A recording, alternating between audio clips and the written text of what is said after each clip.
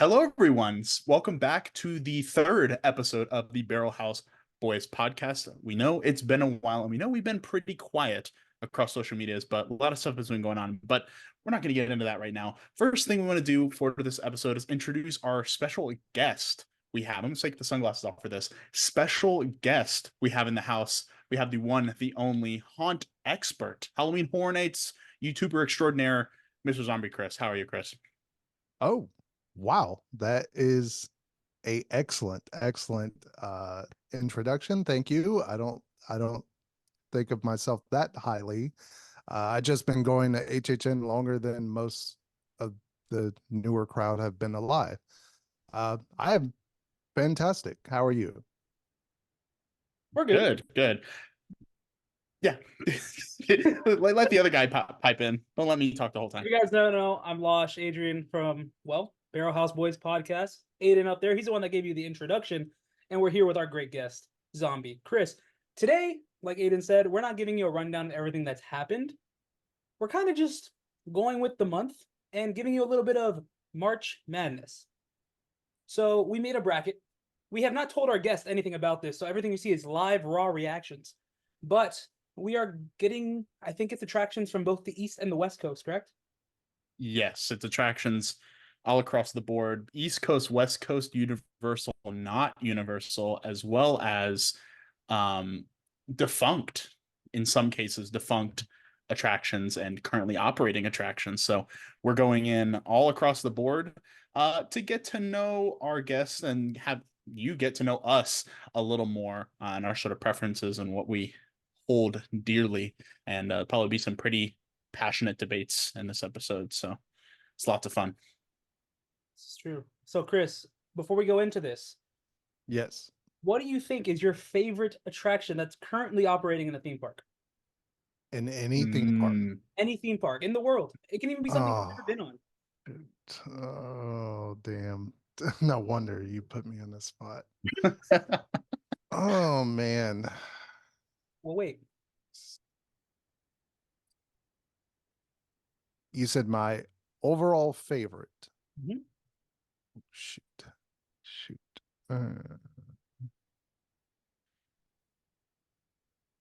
I'm really I got like, damn. Oh man. You said that's currently, right? Currently operating. It's probably on this list somewhere. It probably is. Like, Tell you the It's truth. oh man. Damn. I gotta go with the one and only Spider-Man. it's a good pick. That's a good pick. Did it right.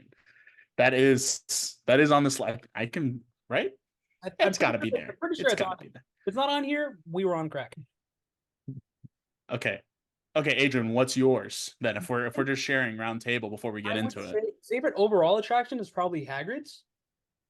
Ooh, It incorporates wow. roller coaster and a whole lot of show elements that you don't really see that much.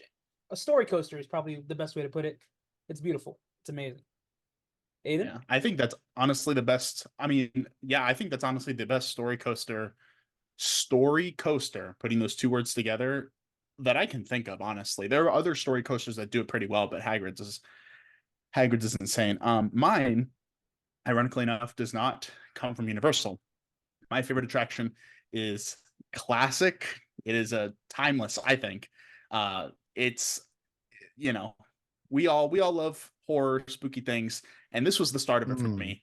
And that is it's got to be the Haunted Mansion. I would say, I mean, I've grown up with Walt Disney World's version, but really the Disneyland version as well. It's just the original. 55 years old this year, so it's just, yeah, 55 years old this year, the original one. So it's so classic. All the animatronics, all the characters, the original storytelling, and just the atmosphere is pitch perfect, honestly. So Haunted Mansion is my go-to for sure. I love the fact that us three all have completely different attractions. Yeah. Because if you look, yours is an Omni Mover that has a lot of animatronics. Mine's a roller coaster, that has animatronics, and his is basically a screen-based attraction. So it's like, All wonderful.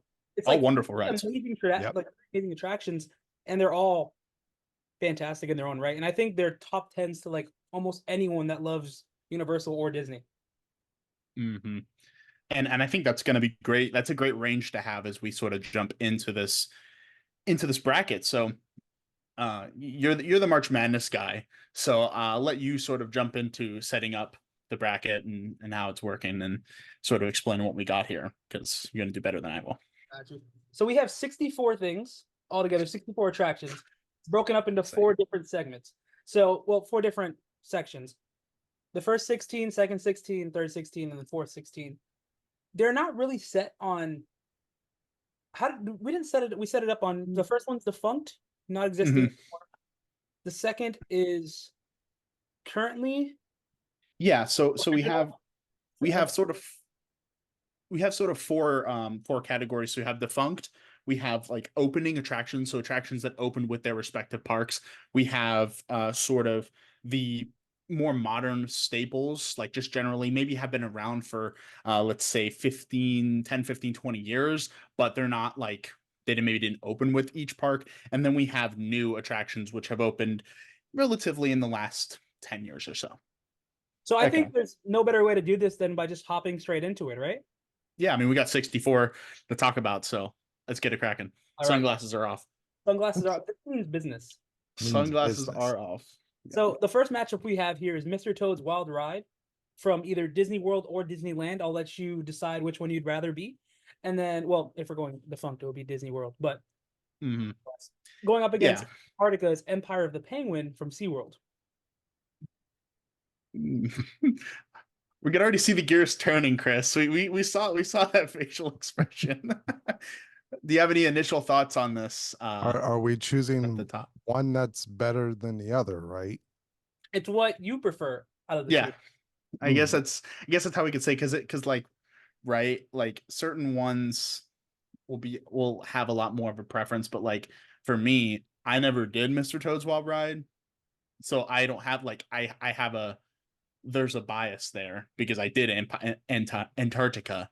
So, but yeah, just that's kind of the gist of it, kind of the preference, and then we're kind of we're polling. So I don't know, Adrian, Chris, if you have anything to say, I mean, I can kick it off if y'all need some time to process. Go ahead. Unless, we got a finger. Oh, yeah. So in regards of, let's say like the Penguin, what is it called again? Antarctica Empire of the Penguin. So are we taking in consideration the history or what that area, or like, say for instance, we wouldn't have the new coaster that's coming to SeaWorld without this being part of the history? Are we taking that in consideration, or is it just this ride versus this ride? Just like this attraction versus this attraction. Because I feel like if we did that with Mr. Toad, we'd also be looking at like Winnie the Pooh. Yeah.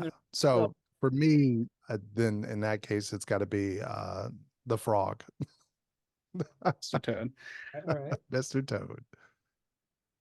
I'm gonna take it a little bit into consideration because I feel like a counterpoint, I guess that could be said, is with Mr. Toad, it's not the most advanced ride, especially even amongst the Fantasyland dark rides. It just has that historical quality to it, so it goes the opposite direction, right? Because it has so much history, and because it is, opening day Disneyland, then to, I believe, also opening day Walt Disney World, if it was directly ported over, and it's so rooted in the opening vision of each of those parks that I think that has to be considered. And I think just generally I would go with Mr. Toad because I loved Empire of the Penguin. I'm not a huge coaster person, so that ride at SeaWorld was definitely something that I enjoyed, and I was pretty much the prime age when it came out to sort of get a lot out of it. It was I believe the first trackless ride to come to any of the major Orlando theme parks, so that's a big deal. But also I will say some of the screen effects and like the set's beautiful, fantastic. Some of the screen effects I felt like didn't age too well, and that's my only, I think, thing kind of holding it back for me. Whereas Mr. Toad, it's another one of those timeless, even though it's not super technologically advanced for the time, and especially looking back now, I mean, it's probably the fan favorite Fantasyland dark ride. I'd say like one of the ones people talk about all the time. Like, and I know, Adrian, you've been to Disneyland, you've seen it firsthand, like recently. So it's like, yeah, I want to hear your perspective on that. But for me, I'm going Toad. So I probably should have gone second. I would have voted for Antarctica. So I loved Mr. Toad when we went on in California. It was so much fun. It was a great attraction. However, I really love the fact that Antarctica was the very first. It was a pioneer, because realistically, going off of history base, like Chris was saying earlier, without that, we would have never had rides like Rise. We would have never had like Ratatouille. There's so many things that if this ride never happened, it would have never been like that pioneer for so many things that would have came along with it. But Mr. Toad was such a fun ride too. So it's like for me, this one was really like a toss up, but also like I don't know. Antarctica was just great. I enjoyed it. I like going on adventures with Puck. Completely forgot that name until you just said that. Hopefully, we have some kind of nod in the new attraction to Puck, some kind of Easter egg or something. Yeah. Do you want to say the next thing? Yeah. So the next one we have is, on the surface, it might seem a little unfair, but I think we all have an attachment to both of these rides in one way or another. So the next two we have the Studio Backlot Tour from Hollywood Studios, Disney Hollywood Studios, formerly MGM Studios, and Jaws the Ride from Universal Studios. So we have studios, and studios, and of course these are two very much like making of the movies style attractions. So yeah, start it off. We can start off with Chris again. We could do it that way. Torture. I'm sure my friend April is gonna just love this conversation. Oh man, shoot.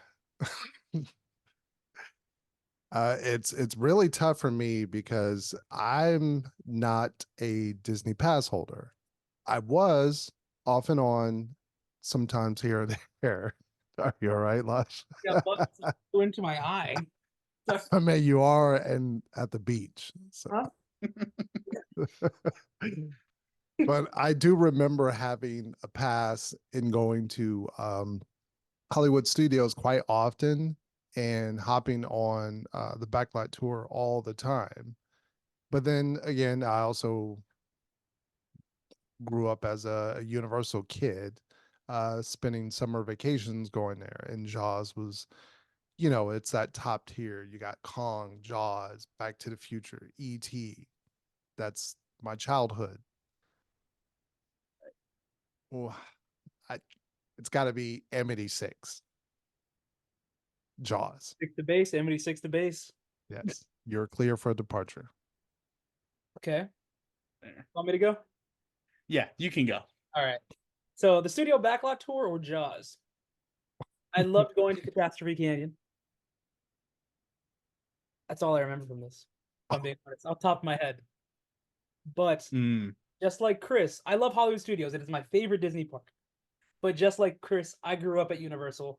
Universal was the place for me to go. And for me, personally, Jaws is going to keep moving forward. Just personally. I love the Backlot Tour. But there's a certain Backlot Tour that is a little bit better. But Jaws. That's totally fair. I'm gonna pull. You know what? For the sake of this, I'm gonna pull a U, and I'm gonna vouch for the Backlot Tour because, okay, and this is first part of this is gonna be biased, and the second part of this is gonna be,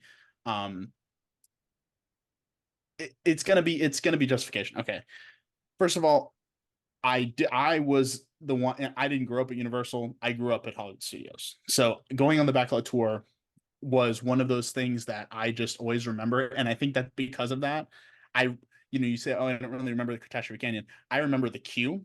I remember seeing the Pearl Harbor props. I remember seeing the Pearl Harbor pre-show. I remember seeing, at the time, I remember going, they used to have a giant house from one of the Hannah Montana movies in the queue, the prop shop, walking through before you get on the tram, the red and red, yellow, and black sort of color scheme. Like, I can remember play-by-play of most of this ride, going through the costume department, a little bit of the prop department. You really didn't really get to see that too often. The, Walt Disney's plane, Earful Tower, all that stuff. So like that stuff has a burning effect on me. And I'm not going to try to let that, because if that's the case, then half of these are just going to be, oh, I remember going on this as a kid, and that makes it better. But I will say, for a park that was trying to be a studio that did not have the legacy, because Universal, obviously, with the Backlot Tour, not only did they have the legacy of the film studio, which was since 1912, so even at the point the tour opened, we had 50 years of all these films and these franchises that have already had root there, and that being the genesis for the park, right? But for a film studio that did not have any movie legacy, like you don't have a Jaws, you don't have a Universal Classic Monsters, you don't have Alfred Hitchcock, you don't have these sort of movies that were made on this space. You're kind of creating an attraction from scratch off of what a backlot tour would look like if you actually made movies in a place that you don't make movies. So I think for that, it does a lot of what I loved about MGM Studios specifically, and I'm saying MGM Studios as an umbrella term for all the sort of 90s 2000s attractions, in that it was almost like someone who was a fan of movies, like Michael Eisner was, making a park about movies, not someone who said, okay, we have this catalog, like here's someone who's a fan of the process. So it feels like that perspective of like, oh yeah, of course people are going to love going through a prop warehouse in a queue because I love this. And I'm like, yeah, I love this. I love getting to see Muppet props and stuff. Like, I don't know. I think it is very wrapped up in that. And Jaws is fantastic. I mean, Jaws is one of my favorite films of all time. So like, it's in the top 5 for me. So, and I won't lie and say, when I went to Hollywood just earlier last month, getting to see Jaws and getting to see that set was an experience for me. I was like, oh my god, this is awesome. And it was the only part of like my like reactions that I actually caught on camera, which was fun. But like, yeah, I'm just gonna vouch for the Backlot Tour. We know Jaws is moving on, but like, still, Jaws is great, Backlot Tour is great. That shows you how hard these rankings are. But anyway, long rant out of the way. What's the next set of attractions? Gotcha. So we're going to go back to, we're going to Epcot for the first time here in Journey into Imagination. This is not to be confused with Journey into Your Imagination. This is the original iteration of the attraction with the Dream Finder and Figment, and yeah, going up against SeaWorld's Wild Arctic. SeaWorld Orlando, well, and in San Diego, but SeaWorld Orlando's Wild Arctic. Yeah, specifically. Hmm.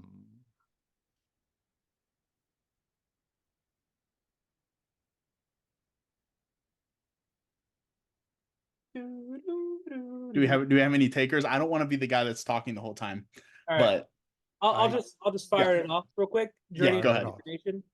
Yeah. It's an overall attraction.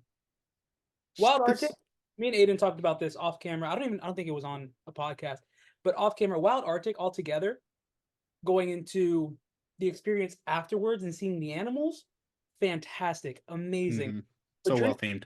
Is just a chef's kiss of an attraction that is very sad that it's gone now. Mm-hmm. And I think it was also in the first episode too, we did talk briefly about Wild Arctic and how kind of underrated that experience was, and how really well themed it is. Like, for what it is, I mean, it's really like the animal sort of sections, like it's really nice, like detailed in there. Chris, do you have a choice? No, I think. I don't remember ever doing the original of a Journey, but I know like without it, we wouldn't have Figment and and Wild Arctic was something I got to do very late into its life, like when it was rough. Which came first, that or Star Tours? Star Tours. Star Tours came first, yeah. I guess I'll go with the Dream Finder on this one. Okay. That makes the Dreamport's decision a lot easier. Yeah, exactly. like I mean, if we're gonna be real, if you know Journey to Imagination, know me. I don't exist. I'm off the map. No, but I think this this this attraction embodies so much of, and I love Epcot. I've like, if it wasn't for my sort of love for Universal, for the events and just going more recently, that's become my sort of home park. But for a long time it was Epcot.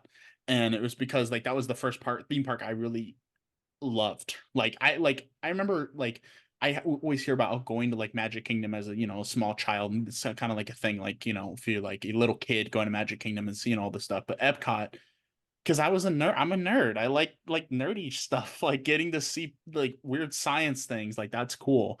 But imagination is like for for like theater people and arts people and people that just like to create stuff. Like I feel like it's such like a creator's ride, because you know there's sections on literature and there's section on painting and sections on like the idea of, again, theater and the art of science. And I think that that's so cool, and it's something I feel like it's such a positive attraction, and I think it's like such a fun little vibe that I think Epcot kind of lacks. Not saying that Epcot's bad, like modern Epcot's bad. We'll see that later on in the list. Like I'll defend a lot of the modern Epcot stuff personally, but like I just feel like that's something we are lacking. And Dreamfinder as a character is just such a jolly soul that we don't have anymore. It's very sad, but I'm Bring it going to back. give it, yeah, bring him back. They'll never do that. But I'm going to give it to yeah, they're not yeah, you know what? You never know. You never know. Stranger things have happened. You like that? Yeah, I'm gonna go with Journey to Imagination on this one. It's a three-way. I'm not. I would be normally. That's Let's the defend Wild Arctic, but it's the first clean sweep. it's clean. It's first clean sweep. Um. Okay, I'll let you go for the next one because I know you're gonna have something to say about the next one. I've been talking a lot, but I want to say that I want to say it, but I want Chris to answer this one first. yeah, for sure. Read Okay. them out. So we're staying in Epcot. We got Horizons. Okay. Now we're gonna go over to Universal, and we got Back to the Future the ride. Oh, fudge. Uh, yeah. Same reaction. Same exact reaction when I read this the first time. Hmm.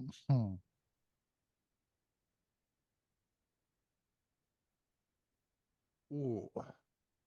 Where was Horizons before? Like, what location was it? In Horizons. Mission Space. Mission Space was Horizons before. Wow. Yeah.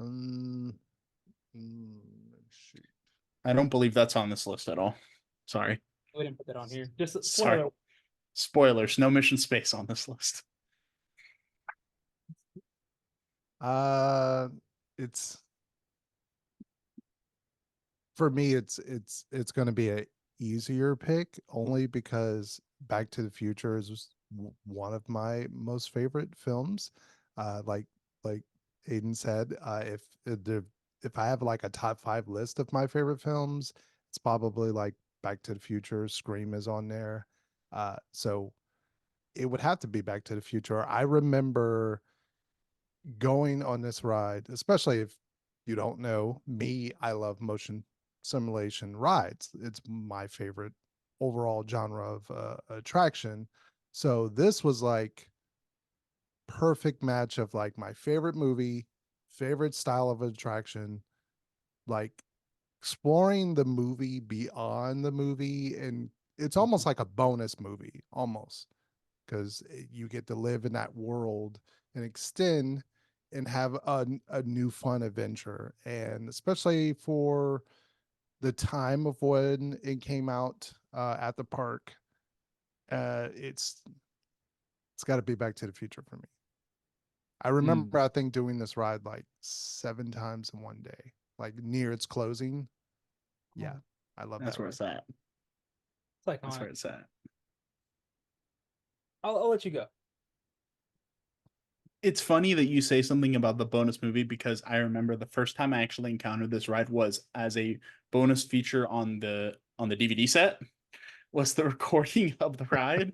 And I was like, wait, they had a ride for this? I was like, this is when I was like really young. So I was like, they had a ride for this, and it's like Star Tours, and I love Star Tours. So it's like, I think, I'm going to say I love Back to the Future. I love the Back to the Future series. It's one of my favorite film series. We're just beating a dead horse at this point, but it's like I think for the fact that they got all the actors to come back, or at least getting Christopher Lloyd and getting Tom Wilson to reprise their roles as Doc Brown and Biff, and having such an important part in like all the pre-show, like it was like it was like one of those like attractions where it wasn't like, okay, you're going to a thing like E.T., you're going to be on some sets of the movie and that's it. So go to the ride. Jaws, oh, you're gonna tour around Amity Island. Here you go. There's like a story built in where like you watch Biff come in and say, oh, I'm gonna steal the DeLorean, and you watch him sort of take it, and you have all the little banter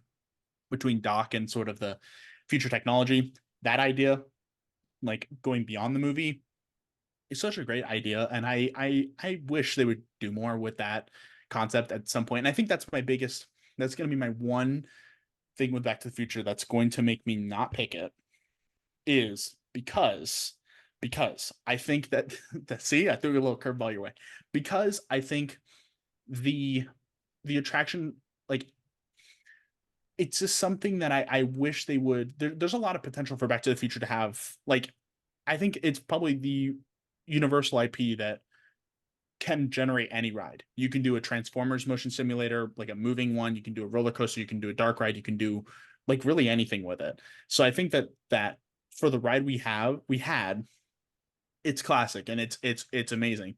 But I think what gets it for me is that Horizons was a once in a lifetime dark ride, that if they tried to do Horizons again, they can never do it again. Like, they will never nail, because it's so much rooted in bringing over the people who designed Pirates of the Caribbean and Haunted Mansion and the Tiki Room and the Carousel of Progress that it's kind of a tied to. Those same people worked on the ride. So it would be like if you had the people who originally designed Jaws or Back to the Future come back and do another one, like so many years later with a different context. Like, I think that's such a cool idea. And they have that with obviously Journey to Imagination and Spaceship Earth and other rides, but like Horizons, it just has a sauce about it. Like, I don't know how to describe it, but like the idea that there's like a choose your own ending. There's like, it's got the classic stuff, but it's got this idea of like the view of the future. And I think it makes it such like a great idea. But I think if Disney were to ever try to do a Horizons again, it wouldn't be the same. Like, it just wouldn't, because you don't have those voices behind it. So it does feel like a very like a lightning in a bottle one time.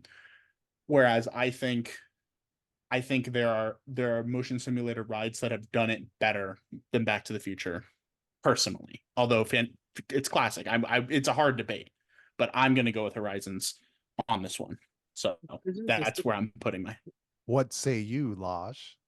So you said, I'm just gonna, before I say my answer, you said Back to the Future was the only one that can lend itself to multiple different types of attractions, like a Transformers, screen-based, or a like flat ride kind of thing. Yeah, almost anything. Transformers has done it in their whole land, Metro base. I believe Fast and Furious Sure. can do it. Sure. Ghostbusters. That's true. I will say this: Back to the Future. We all sound like a broken record. It is my favorite non-horror based film of all time.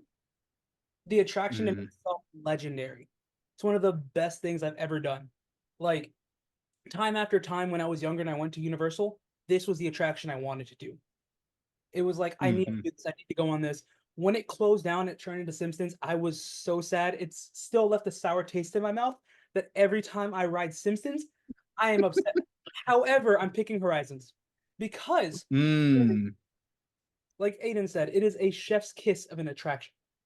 It is perfect in every aspect of the word, and it'll never be replicated again.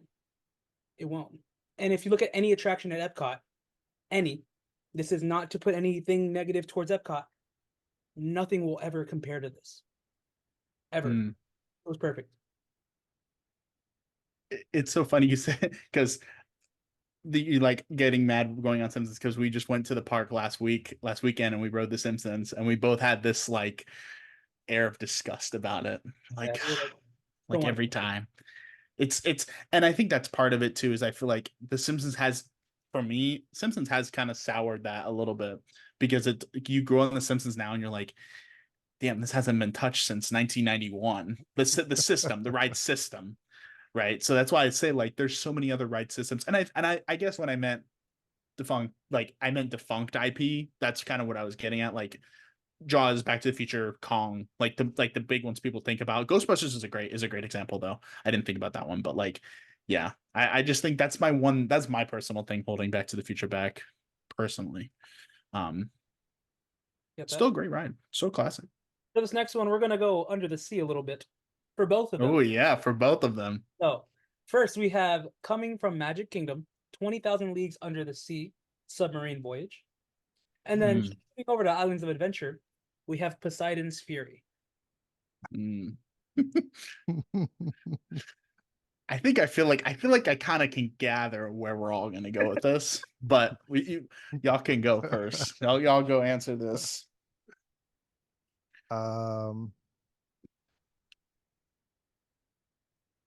Give me that trident.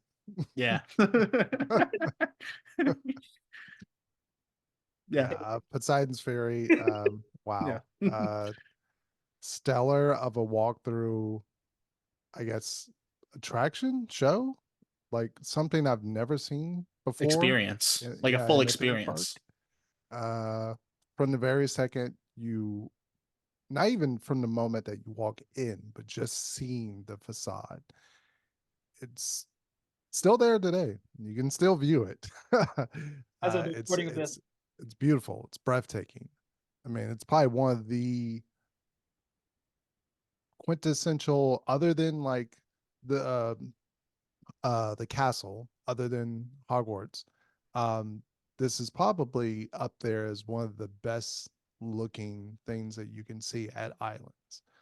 And then that from the moment that you go in and just the dark elements. And I don't remember the older story and how it was, what I guess a little bit more scary. And they kind of changed some of the stuff with the actor. I do not remember too much of that one. But yeah, we were all there closing day, and it was just, I mean, you can tell, you could just see the love, the excitement. I still to this day will say lines periodically uh, about this attraction and the Trident, and we even see it in the Mardi Gras tribute store. We're all like, oh, "That's the Trident! That's the Trident!" So, yeah, it's got to be Poseidon's Fury. I think Poseidon's Fury was the anchor of Islands of Adventure when it opened. Like, it was the most technologically advanced show when it opened, and it really held its own for years. Which you can't really, I can't think of another walkthrough attraction that's like it off the top of my head. I don't think there's another one. It's like the closest thing you'll probably find is Moana. Was it Way of Water or Journey of Water? Journey of Water. Journey of Water, and it's like it's not even close. Little fountains here. Little fountains. And I like that. I like that attraction, but yeah. I will say I'm sad that none of us have something to say about 20,000 Leagues, but I think it's because it's before maybe. I don't. do.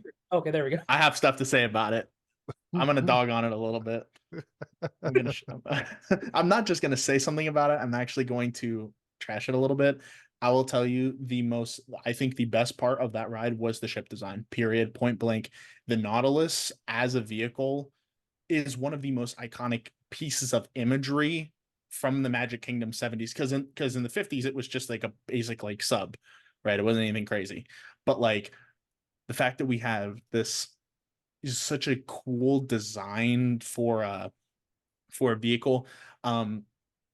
I've never been on the subs in Disneyland. They look cramped as hell. I don't want to go in there. I'm not trying to go underwater in this like tight little like, oh hello, I'm here. Yeah, hello. Oh, look, there's an animatronic. Nemo? There's an animatronic squid here. And I think that's a cool part of it. Like I think that's definitely one that just didn't age well. The one thing I will say, I do like the lagoon idea, like in the middle of the park. I think that's cool. It works much better in Disneyland than it does here, but just because of placement, but also this Poseidon's Fury, like even though I wasn't on it as much as I'm sure you both were, like seeing it more, like I caught it kind of like at the end, almost like we were saying, like Chris with Wild Arctic, like getting to see it towards the end. I enjoy how cheesy it is. I enjoy how ridiculous it is. Like the acting and so the costumes. Like it's so much fun. It's just a fun one.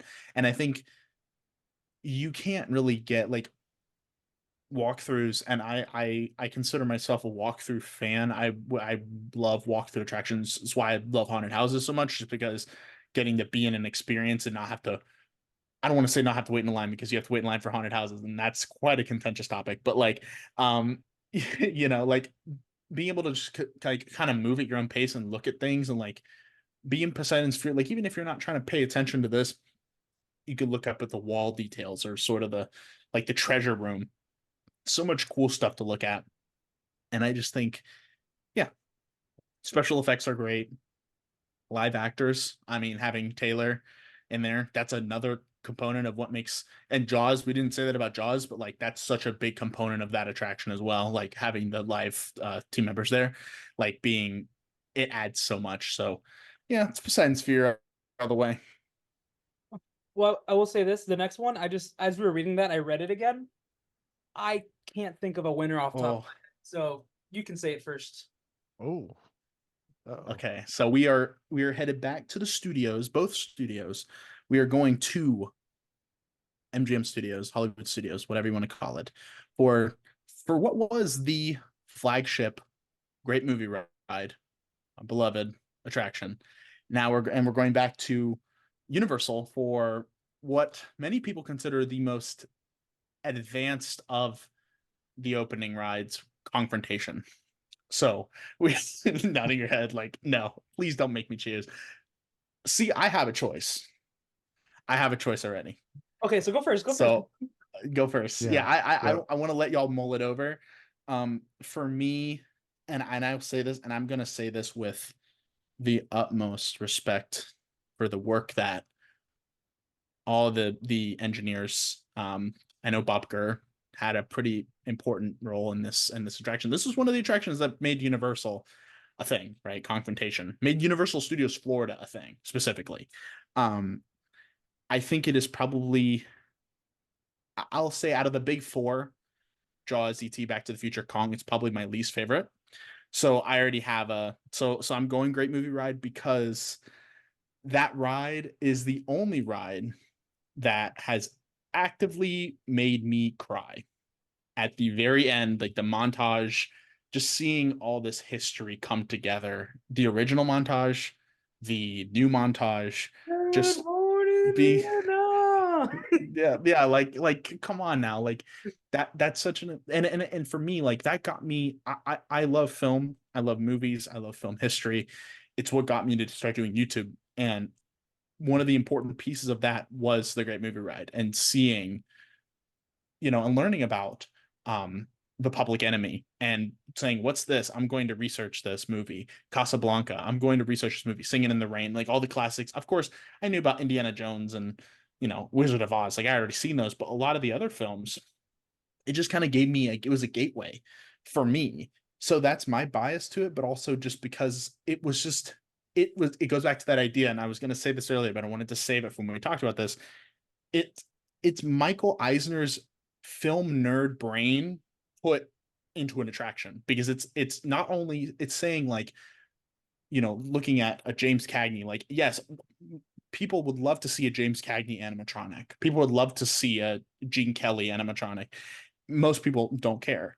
But for the people that do care, it's such a trip. And then also live actors, having them, two live actors, variety. The alien scene traumatized me as a child, absolute trauma, but it made me love that movie so much when I watched it when I was older, that like, yeah, I have so many stories with this ride. So like this is absolutely not a hard choice for me. So I'm going Great Movie Ride, but I know, Adrian, you have some very strong opinions on this one too, but if Chris has anything to say, we will just open the floor up. Monkey. Monkey. You're a monkey. But I'm not choosing monkey. You're not choosing. There's a monkey in the attraction that I'm choosing, if that helps. But I will, before I make a decision, the Great Movie Ride is a catalyst to me into loving theme parks. So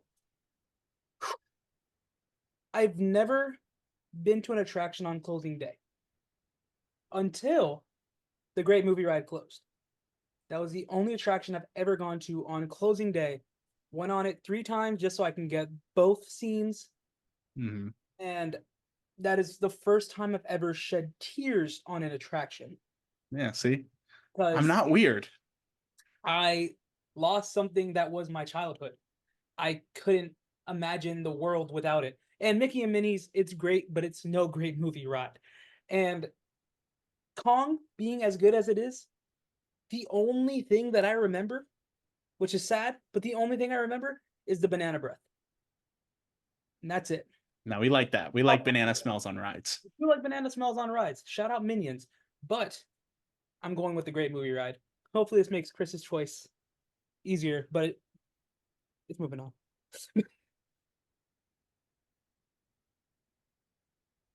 Go ahead, Chris. So I'm already outnumbered. 2-1.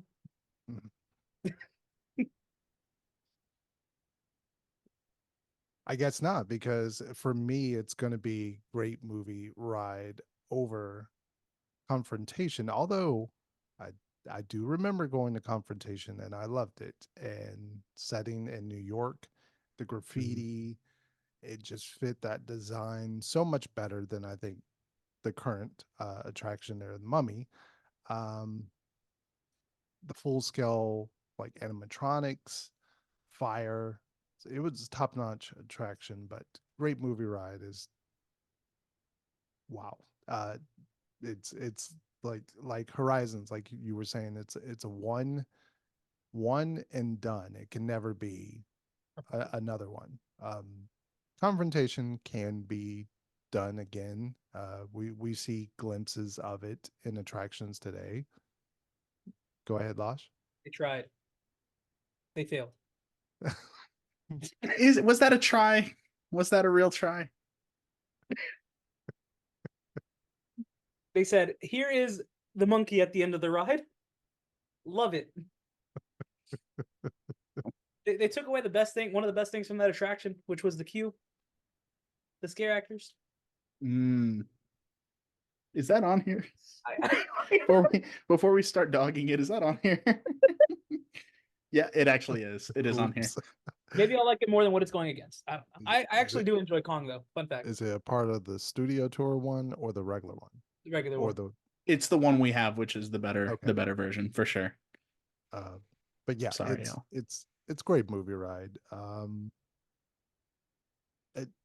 Aiden, you said everything. Like I can't really add too much onto that. Damn, like you said, I'm not trying to say everything. I'm not the guest here. I need to shut up. Mute myself. There's just so much to that attraction, from just entering the world famous Chinese theater, right? The music, the lights, like it speaks everything that you would think of classic Hollywood, and it's top tier. Yeah, it's got to move on. Lights, camera, action. All right. We can't play it because we'll get copyrighted. So let's move ahead. Oh, I like this. Oh yeah. Official, but it's a nice one. Okay.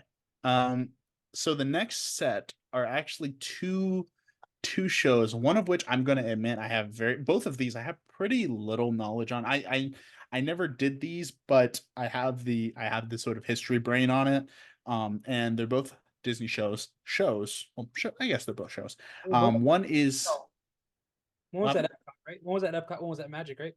Yep, one's from Epcot. We have one of the pioneering 3D attractions anywhere in any of these major theme parks. The Pioneer. We have the Magic Journeys, which For those who don't know what Magic Journeys is, this was an attraction that sits right next to Journey into Imagination. There's a theater, Magic Eye Theater. Right now they're showing Disney and Pixar short films. They showed another attraction featuring a pretty famous pop star who's on this list later on. But Magic Journey is what we're talking about right now, and the other one is, I think, I'll say one of the a big move for Disney, kind of relating to something we talked about in the last section. That is extraterrestrial alien encounter from Magic Kingdom. Disney's nosedive into horror. Yes, go Okay. for it. Cool. Easy choice for me. I'm picking Magic Journeys. However, if this were extraterrestrial alien encounter were Stitch's Great Escape, I would have picked Stitch. Are you picking Magic Journeys? Yeah. So it's a pioneer in its art as well. Without Magic Journeys, well, granted, it probably would have happened, but without Magic Journeys, we wouldn't have things like Muppet Vision, we wouldn't have Jimmy Fallon, and we wouldn't have tons of great 3D based attractions, probably anywhere. So, Magic Journeys, that's my choice.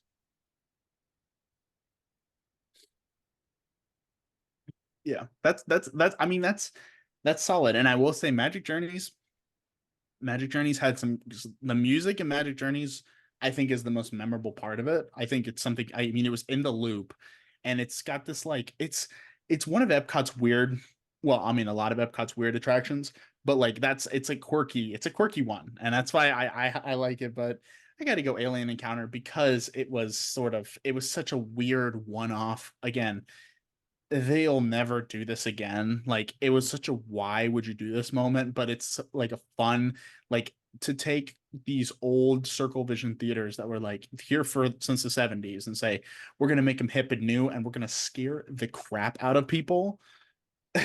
like you gotta kind of respect the thought process there at least. And the alien has such a cool design that I wish they would do something with this sort of IP. And I know it's becoming more popular with more Disney adults and Disney fans, right? Like, it's becoming a thing, like, especially since I think the YouTube, like Defunct Land did a video on it. Most of the big theme park history channels have done videos on it. So I feel like a lot more people know about it now than maybe when it was around. But like, yeah, yeah, it's cool. It's a cool ride with sunglasses on. Chris, the ball is in Chris. your court. Yeah. Oh, okay. Finally, I have some power. Let me see. Ooh, yeah, it's true. I didn't think about that. I'm trying to think what was a part of Magic Journeys. Was it? What was the show part? So it's like this really kind of like trippy, like, Fever Dream. yeah, like flying through the air, and then you go to a beach, and then you like different, yeah, see, we're here. But it's like, yeah, it's like this idea of like this imagery. Oh, see ya. Are you going taking a dive? um it's, yeah, it's like a kid's like transformation. Store. It's not really, it's not like flying. I don't even understand. I don't know, like, I don't know how to describe it. That's the one thing I will say. It's like it's a magic show kind of, but with 3D. And I don't know. I have Hmm. it pulled up here because I wanted to look back at it and like look at the sort of look at the synopsis to kind of remember. That's why I don't really know much about this one as much as like others, but Yeah. yeah. So, I gotta go with Aiden. So it's gotta be the scariest, one of the scariest attractions I've ever participated in. I'm glad I did it. I was terrified the entire time from just being like, "Oh, what is this thing? Oh, okay, let me sit. We're sitting down. Like I can't move. What? And there's a What's? harness. And Yeah, there's a like harness. what's happening?" Ah, that that was me freaking out the entire attraction. Wow, I could still like bring up a memory of it, like just thinking about it. Just yeah, it's it's a shame of what it became afterwards. It's like, oh, we gotta Disneyfy this for kids. Huh? It's just we gotta fairy dust it. Um, but yes, I gotta go with extraterrestrial. Okay. And now that we know that extraterrestrial has moved on to the next round, we are in the final matchup of the first side of the bracket, in which we have an attraction from Epcot going up against an attraction from Universal Studios Florida. And these are the last two defunct attractions on the list. So, Captain EO going up against Earthquake, the big one. And now, I'll be fair, I'll start here. That's fair. So, it's a screen-based attraction going against an attraction that puts you in the entire situation. I more remember Disaster than I remember Earthquake. So I loved the whole being a part of it. I'm not sure if that was a thing also with Earthquake. Chris can probably answer that. Do you know if they also like put you into these scenarios when it came to Earthquake? Like where you'd go, but it would probably be framed differently. You're not filming a movie. You were part of it. Yeah. Like It didn't I don't felt like it put you more so than Disaster, like, because that obviously made it be more like a movie and you're filming the movie. This was like, oh, it was very similar because the same room that you went in on what was it, third room? The third room, which was like the soundstage portion like with the the villain rocks, right? and the Rock. Yeah. Yeah, everybody stare at the rock. That was very similar, but obviously it was just like, oh, you're gonna pretend like it's an earthquake, and Okay. so it was similar as far as putting you in it, but not as much as Disaster made it sort of abundantly clear, like you are a part of a movie. But yeah. Okay. So Earthquake was great. I enjoyed the whole being put underneath. I've never experienced an actual earthquake, so I don't know how similar these two situations actually are. But I'm gonna have to pick Captain EO. I was growing up a huge Michael Jackson kid. I loved Michael Jackson. I'm pretty sure a lot of people in the world were Michael Jackson kids. And being able to go to the park and watch Captain EO, thumbs up. Two thumbs up. Two solid thumbs up. Mm. And I just like 3D like shows. I like to sit down and enjoy a 3D show every so often. That's fair. You're with 3D with Chris is with motion simulators, like soft spot Yeah, for like those attractions. exactly. Aiden, I was gonna offer it to you, but if you're still thinking about it, I'm really fighting fighting. eternally on this one. Okay, I'm gonna go and what I have to say about this is pretty brief because of the fact that I don't really have I remember going in Captain EO, doing it once, and I don't know why I didn't like it, because it was literally something that like was supposed to be it it was because I don't like I don't know. It's just something about that theater. Well, no, I know why, because Honey, I Shrunk the Audience traumatized me, and I did not want to go back in there.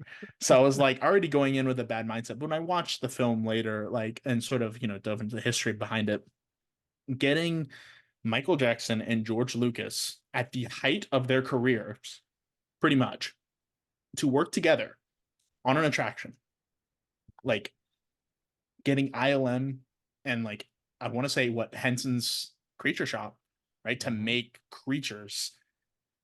That part of it was just like that. I think is so cool to me. I think it's like such like it.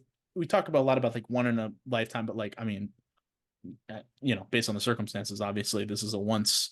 They wouldn't be able to do it again. But even outside of the fact, like even if they tried to do it 10 years later, let's say, with Michael Jackson still being alive, I don't think, or if they were to try to do it with someone else, like some other pop star or some other character or some, I don't know, some celebrity to do Taylor another Swift. Taylor Swift Captain Magical Adventures. Taylor Swift is the Spider Queen, Scorpion Queen, whatever. Yes, Losh. You're Uh, dying over there. Can we race through New York? Are you So- saying put? Are we saying putting Fallon as Captain EO? Are we whitewashing Captain EO? Is that what, I mean, it would have happened with Taylor Swift, but Captain New York. Captain NY. and he goes to the moon and collects moon dust. And that's the space adventure with the hyper tube. Oh man. But yeah, I mean, for that, I'm going Captain EO just for the sort of factor of it. Well, Earthquake is a cool display of special effects, obviously, like special effects, and the fact that they're able to just like rotate it. But I think it was the one of those attractions that just aged the quickest because Earthquake already was a movie. Like the film Earthquake was just kind of like nobody remembers when that, like even when the park opened, it was like a 20-year-old or 15-year-old film. So it's like when people talk about Fast and Furious or like even like Mummy and Men in Black, they're like, oh, who cares about the not Fast and Furious as much because they still make those, but like Mummy and Men in Black, like who cares about those movies? Like who's seen Man, it's almost like that idea of like who's actually seen Earthquake. No, you're just writing it for the special effects. Like that's what you're writing it for. You didn't, oh my God, I'm the biggest Earthquake from the 70s fan. I mean, unless you are Chris, then I'm sorry. That's the same logic I have about Shrek. Mm. That's those are fighting words That's not on the for list. yeah, Shrek's not on the list Don't here, worry. but We have a better 3D film on the list. Featuring a green character. a So I salute to guess all 3D films, but especially that one. you make a valid point, Aiden. Wow. I didn't even think about that. Um, I do love the nostalgic. Like like you said, the movie was old, but I don't had you did the original Earthquake, Aiden? No, I see that's why I don't have any relation here. I'm just talking from purely an outsider perspective. Hmm. Because it was already closed by the time I started go. I Yeah. maybe I did Disaster once, but I must have been very young and I wouldn't have remembered it. I'd be interested. Which came first, the studio tour in Hollywood's version or Earthquake? I believe so. I And believe it was the studio tour because wow. it's very much like inspired, but like how they did Kong and Fast and Furious inspired by the Mhm. studio tour. It's kind of that idea of like even by the way the cars were laid out, or pretty much the studio tour cars. Hmm. Earthquake does have that classic 90s. It's like you said, it's the big marquee of classic Universal. They always put up that the tram kind of sliding and explosion, and you see Yeah, confrontation. all the commercials. Yeah. Uh I that's can incredible. literally envision that commercial right now as you're talking about it. As he was saying it, I just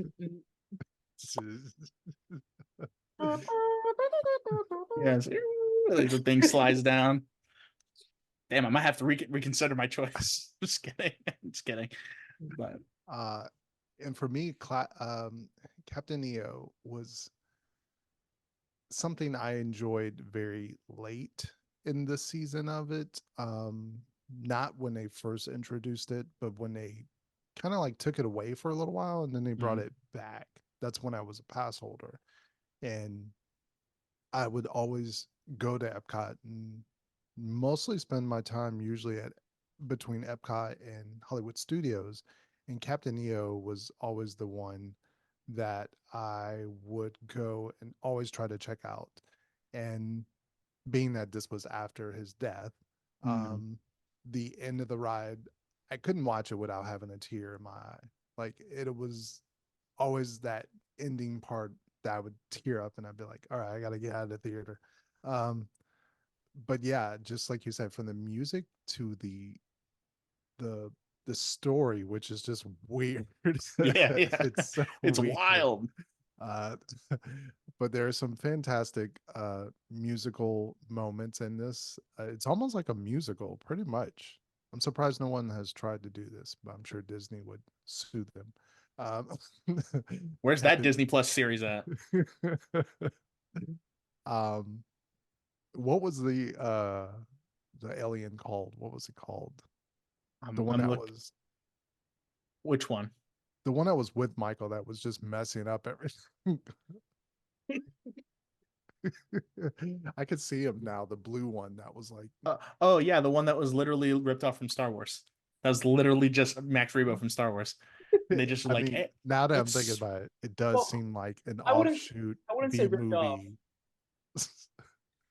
I mean, it wasn't ripped off. the same guy. They just pulled it. They said Lucas was like, "Oh damn, we need to fill in another person." Look what's in the prop shot. Oh yeah, the costume. Okay, yeah, that's fine. We can pull that one out. Yeah, that's fine. He's in that Family Dynasty. He's just Hooter. yeah, that's Hooter. oh man. I think we move from Hooter and go to second side.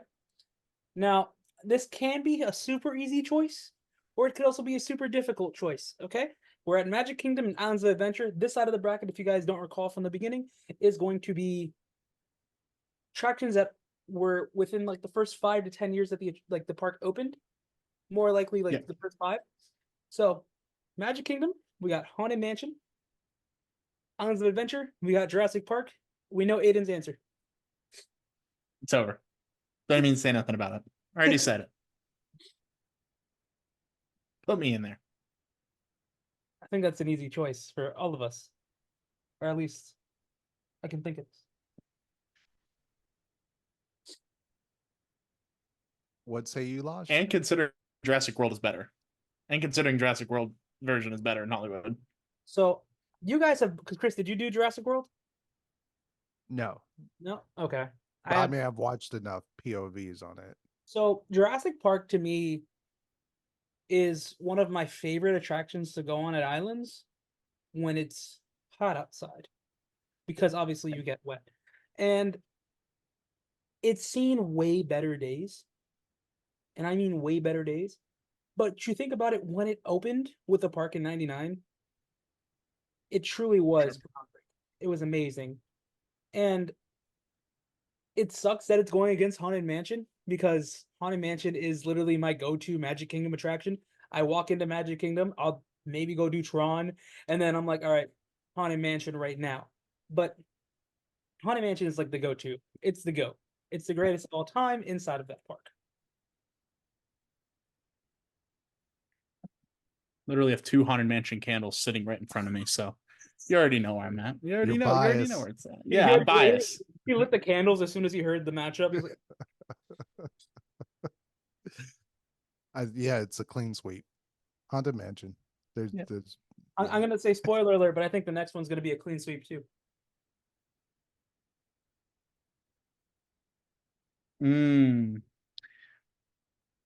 Okay, so we're going to Epcot and Hollywood Studios again for 2 that for me it's a little harder than it might be. I don't know for y'all, but we have the icon of the park at Epcot, Spaceship Earth, journey through communication and technology, and we have everyone's favorite flight simulator from space, Star Tours, at Hollywood Studios. I'll let y'all can go for this one, and I'm thinking about it. I need to mull this one over. Give me Rex. Really? I love Star Tours.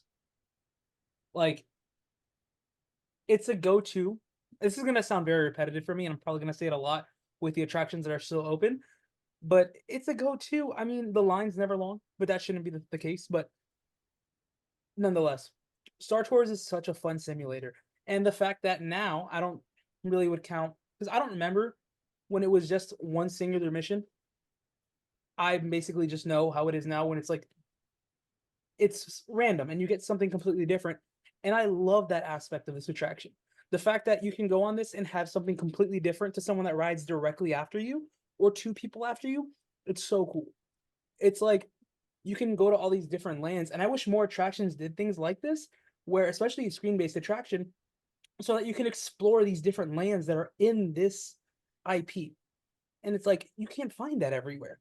And Spaceship Earth, while it is very knowledgeable and it shows you so much about history and tells you to not forget to thank the Phoenicians, I truly feel like Star Tours to me is a perfect attraction when it comes down to encompassing a whole IP. And I will go out on a bold limb and say that Star Tours is better than anything we got out of Galaxy's Edge. That is a bold. That is a bold. And it's funny. I've been hearing that sentiment a lot lately, about like, especially with the new missions announced. Everybody's like, "Oh my god, I love Star Tours." I was like, "Where were y'all at?" Actually, don't love Star Tours. Please keep the wait time under 20 minutes. Thanks. Oh man.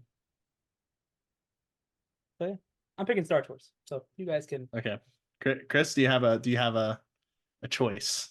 Because what you say will determine what I say at this point. No pressure, but no pressure.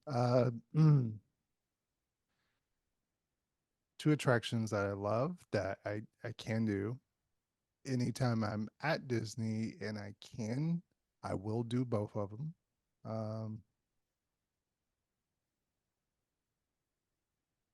Mm.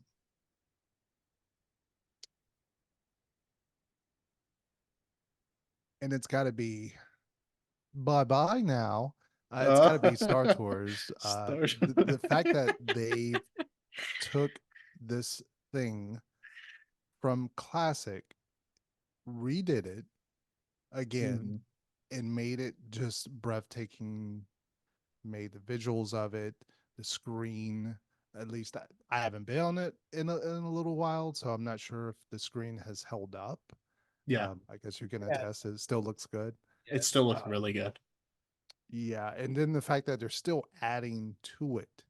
Here we are, how many years later from the second upgrade, and they're still sort of refreshing it, even though it's just, new added scenes, but still, this is like, I would say, almost like it's third upgrade to it. And Mission Space, while they did try to add some, not really overall to the ride, they tried to upgrade it with some of the stuff that's like where it takes your picture afterwards and stuff. I think that stuff was sort of their upgrade to it. But yeah, it's got to be Star Tours. Obviously, I love motion simulators, and I'm with Losh with like 3D. So Star Tours. Bye-bye. That I think it's funny because they did something really impossible, and I think it's maybe just because of the state of Galaxy's Edge and the way they chose to do Galaxy's Edge, but they took a classic rooted in classic films and they made it even more classic by showing scenes. You go to Hoth, you can go to Tatooine, you can go to Endor, you can go to, and then for people like me, and I know Losh grew up on the prequels, in that era, like having going to, I mean, I guess Tatooine again, going to Coruscant, going to Kashyyyk, going to all these places, these iconic scenes from the movies, and then now, like you're saying, like for the people that grew up on the sequels, now they have sequels, and then for the people that are maybe just discovering Star Wars through the Mandalorian and Ahsoka, and now that's coming, and I think it's, please don't, keep updating this, like keep updating it, keep adding. It's something that I wish they would do with Smuggler's Run so bad. Like I feel like they could have that with Smuggler's Run. They could literally have this, but they, because of the game, I'm sure, and because of like the lore they created, which kind of puts them in a box, you can't really have that. Star Tours is a free for all. They could say, hey, let's take, and I love attractions that are free for alls. Please, let's just like have fun with our IP sometimes. Like that's something that I do think, I think that Wizarding World can kind of do this, and they kind of get away with it because you can have, there is a timeline, but not really. It's not like locked in. And I would love if they were to ever do, I know in California, if they would ever like if just make like a Marvel attraction with the same idea, or if you were to do Indiana Jones in the same kind of concept, like being able to go to the different scenes. Okay, it doesn't matter if we're going in episode 6 and now to episode 2 and then to Mandalorian. Like it doesn't matter. You're just here for the vibes. And I think that that's the thing, is like this ride has it's got vibes to it. The original version and the new version. I think the new version especially has a very like sleek feel of like Tomorrowland because it was, kind of developed for that area. But like, and just having the history of having Rex and having, Lightspeed to Endor and having Paul Rubens do the voice. Like it's all just so classic. Spaceship Earth's great. I love Spaceship Earth. I do. I love it. It was a ride that it took me a long time to get on because of the really trippy end sequence they used to have that freaked me out. And for those who've been on it, like pre 2010, 2011, you'll probably remember that. But I mean, I love that ride, but Star Tours, it's another clean sweep. Disney's taking it. Disney with the dub. All right. Where's Universal at? Universal's Come on, guys. Universal's coming up. Remember, so fun fact about this before I forget. The way I made these lists is I went 1 through 16, picking 16 properties from each thing, and I put them in order from date that they opened. Which is why the rankings are like this. Oh, that's right. I forgot about that. I forgot that you did that. Yeah, that just dawned in my brain. I forgot about that.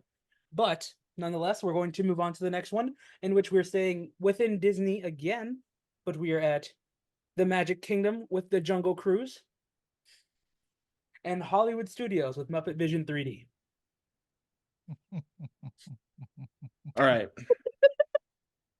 Listen, sunglasses came off, but these glasses, and these aren't Muppet, but they're green, and they're the same ones. They're not pink. I need a pair of Muppet Vision glasses, but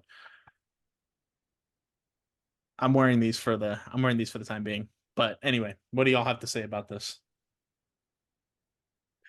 Chris, go ahead. This it's gonna put out my deepest darkest secret on Disney is I think Losh knows this. I have said this before. I am not a fan of Jungle Cruise. I don't like that ride.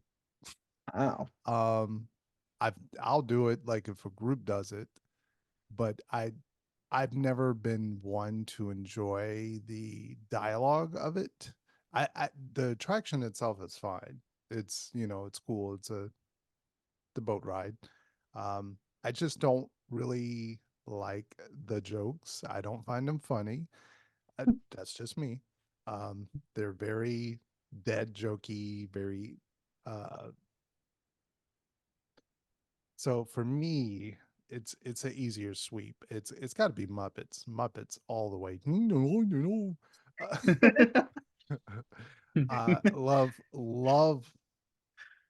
Love it. From just me, not I'm not a huge Muppet fan. Like I like the Muppets, but I'm just not a huge fan. Like I've never sat down and watched any of their stuff really. So when people speak of Muppets, I think of this first, more so than anything. Yeah, That's where just it's at, though. Yeah, from the technical aspect of like just this theater and the animatronics and the effects, and even though I will say I despise that character. What is his name again? The one Waldo, that's the no, the spirit of one that 3D. yeah, Waldo, yeah. that's his name. Yeah. Yeah. The spirit. I despise him the entire run of the attraction because he's so so annoying.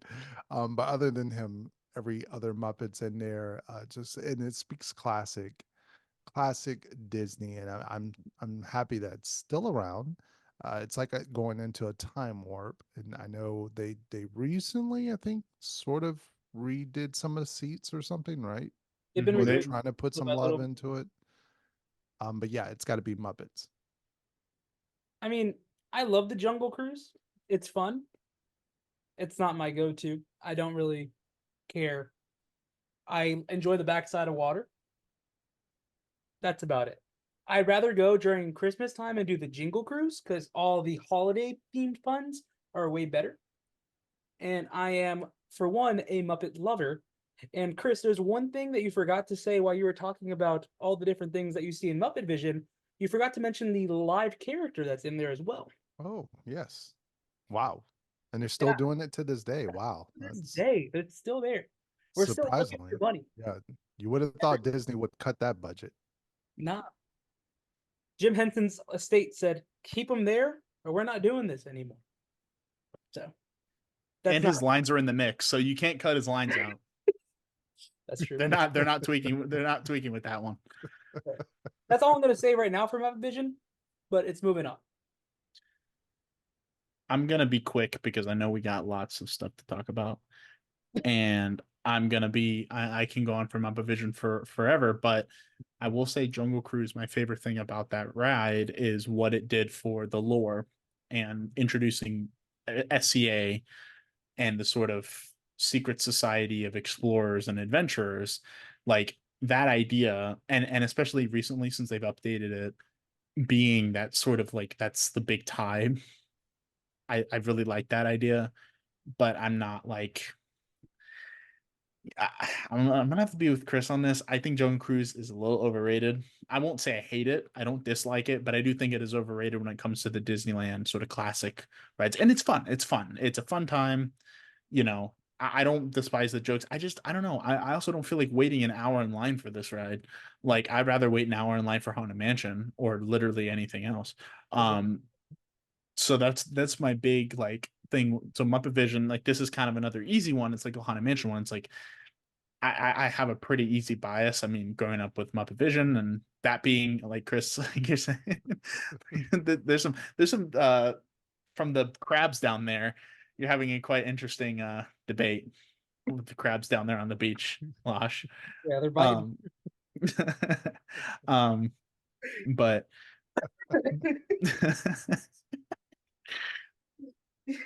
there you go. So he disappears out into the sandy dunes of unnamed beach, Florida. Beach Town, USA. All right, so the next one, the next thing here, I looked at this and at first I thought, wow, this is really tough, but it's not. We got Magic Kingdom versus Universal, an attraction versus a show, Pirates of the Caribbean versus the horror show. Who would like to take the floor first? Me? I'm taking these off. You can go for it. I'm taking those off. Okay, so I'm gonna say something that might get people upset. I'm taking the horror makeup show. Everything that I hated about, I didn't hate it. Everything I disliked, or Chris disliked about the Jungle Cruise is what I love about the horror makeup show. The cheesy jokes, the fun, the banter, the look into horror, the look at the behind the scenes of how some of these horror movies were created is amazing. And don't get me wrong, Pirates of the Caribbean is a pioneer. It is fantastic. It's amazing. It is a must ride if you go to the Magic Kingdom. Horror makeup, to me, is just a timeless classic, and I love it. And yes, it could use a little bit of buffering because we don't need to learn about the Mummy anymore. I already know about the CGI and animatics and how many days it takes for progressive or whatever it's called to work.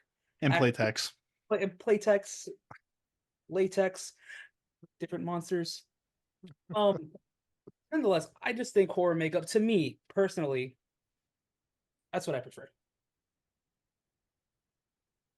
I'm gonna sit here and I'm gonna say, because I love Pirates of the Caribbean, but I'm gonna say no. No, I can't. I wanted to be on horror makeup show side because the Walt Disney World Pirates of the Caribbean is the inferior version. It's probably the worst version of Pirates of the Caribbean that exists, if I'm being honest with you.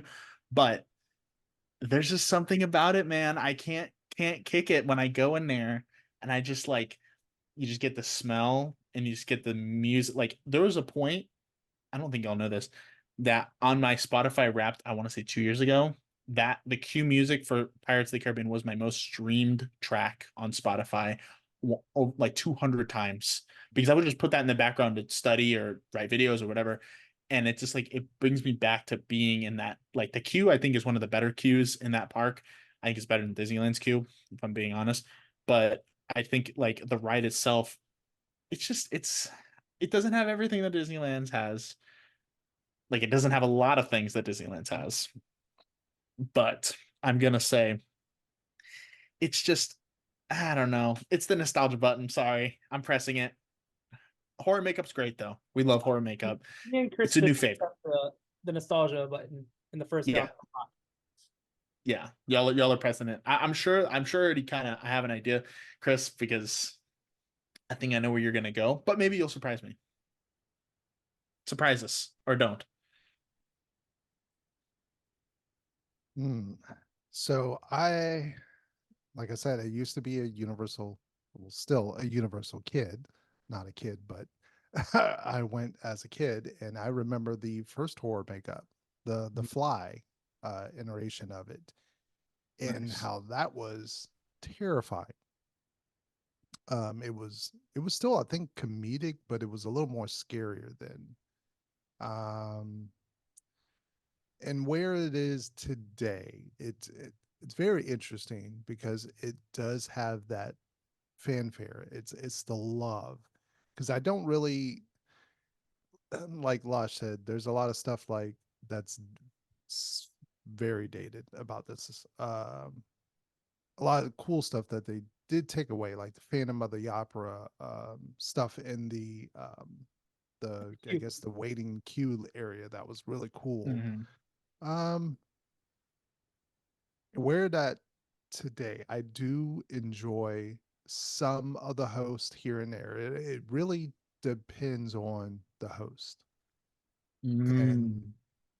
if you do have a newer person or just maybe not a host that you're a fan of, it could just be a very straight by the book basic show that you're like, oh yeah, yeah, he's doing the same joke, but it's just not hidden. Um, it's almost like a SNL sketch where sometimes Mm. it can be on fire, and sometimes you That's could be true. like, well, that's a SNL. It's one of those generic skits. And I know Yeah. our friend April loves this show. She always drags us to it about 2 or 3 times every time she's at the park.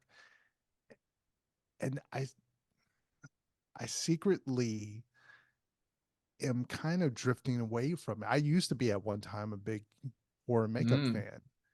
And I think just the more I go to it, I always think, do I want to go to this or do I want to go to Born? And I'm always Mm. finding myself wanting to go see Born, because Born to me is almost becoming the new horror makeup where I'm like, oh, okay, which actor is going to be in which spot?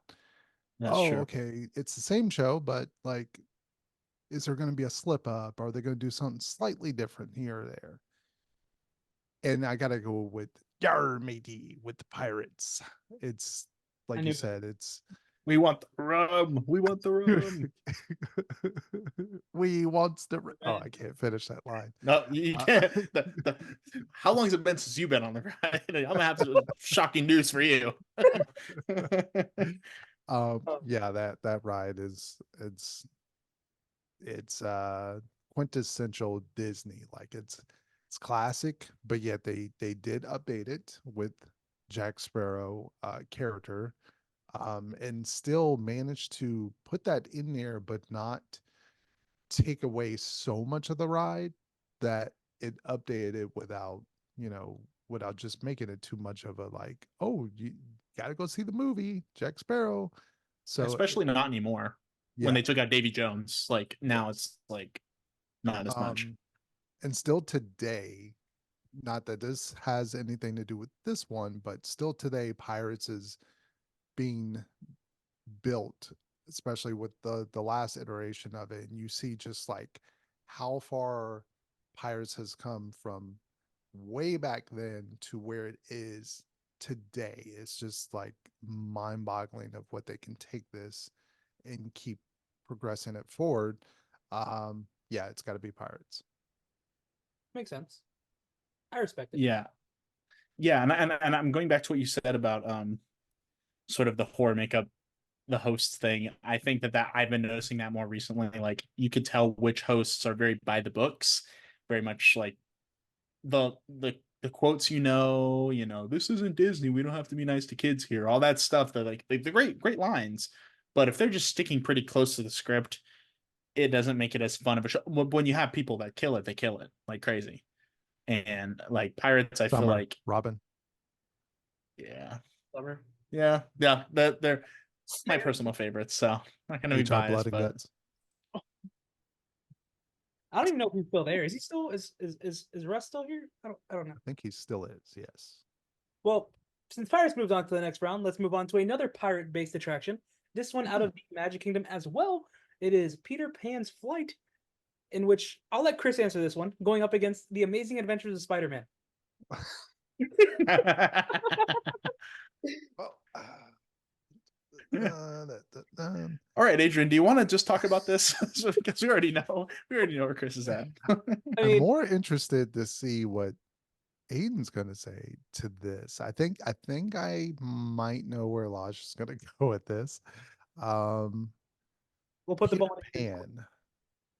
Okay. Yeah, obviously you already know from earlier.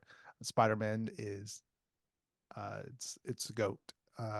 Peter Pan, I don't think it's a bad attraction whatsoever. I don't see why it's always a huge line for it. Maybe that's just because I don't know. Maybe it's the fanfare of Disney goers for that attraction. I think it's cool. But yeah, it's got to be Spider-Man for me. I'm gonna say part of the reason why, and I'm also gonna pick Spider-Man by pretty wide margin, because I think Peter Pan, how I feel about Jungle Cruise is exactly how I feel about Peter Pan. I think it's probably the most overrated Fantasyland dark ride out of any of them, if I'm being honest with you, because it's got that. Oh, you back? I think it's Spider-Man. Oh, okay. I was saying it back there. I thought you were trying to row away. I thought you were done with us. So you're like, no, see ya. I webbed in. Yeah. Yeah, pull up. You guys knew the answer quicker. Clean sweep. Clean sweep. But I will say, yeah. No, go ahead. No. Continue, Aiden. No, I think my thing with Peter Pan is that it's popular because it's Peter Pan, and everybody's like, because I feel like it's got this sort of cult personality around it where like people see that it's always got a ridiculous line and they're like, it must be good because it has a long line. So there must be like the casuals, because I will say, I feel like as someone who goes to Disney fairly often, I cannot tell you the last time I rode this ride. It was when I was there for either for a cast member event or for a party or something, for a not so scary party, and many years ago. That was probably the last time I did. During normal operations, I can't tell you, and I think there's a better version of this ride later on our list that we'll talk about. But Spider-Man is just, I think, Adrian, you talk about Poseidon's Fury being the anchor of Islands of Adventure. I'm honestly going to say this is the anchor. For me, in my opinion, this is the anchor, because I feel like it does a lot of the things that Poseidon's Fury does in a different context, right? It's like, it's cool. It's so cool. Like, that's the thing. It's like Spider-Man is so cool. Like the fact that he just literally hops on your car, has this little exchange with you, and he hits you with the nice shades. Like, that's awesome. Like, that's just such a cool, like, I want to be you. And I think that's part of what they nail about this, like, especially comic wise, like, because Spider-Man could be dorky, Spider-Man could be I'm still here. Okay, I'm gonna continue. Spider-Man can be dorky, Spider-Man can be awkward, whatever, but Spider-Man is also cool. And I think that that's part of what they nail with this ride, is it's got that 90s like just grit to it. And I think Marvel Superhero Island does this a lot. It's funky and weird and kind of over the top in the best way. So I love Spider-Man. I love the fact that you're basically walking through the comic, essentially, more or less. You're walking into the Daily Bugle. You're seeing everything Spider-Man would see through his own eyes. And then when you get on the attraction, just like you said, it's amazing. You have J. Jonah Jameson yelling at you to make sure you get the best quality footage for the Bugle, and it's just, give me those pictures of Spider-Man. Like, yeah. For the longest time, Spider-Man was my favorite attraction. Like, I loved it, and there was nothing that could top it. And Peter Pan does not even come close. It truly doesn't. Bam. In my opinion. You hit him with the don't even come close. Doesn't even reach it. And it's like, the only reason this attraction ever has a long wait is the capacity issues. They can't take that many riders at once. That's the only reason there's ever a long line for this. And yes, they try to modify it to give you a brand new queue, which is nice. We love that queue. The queue is great. I think the queue is the best part of the attraction, but I'm not waiting 75 minutes for a better attraction right down the road. To wave my hands in the air for pixie dust Yeah, in a queue. I'm sorry, but Peter Pan is not that great. It's not that good of an attraction.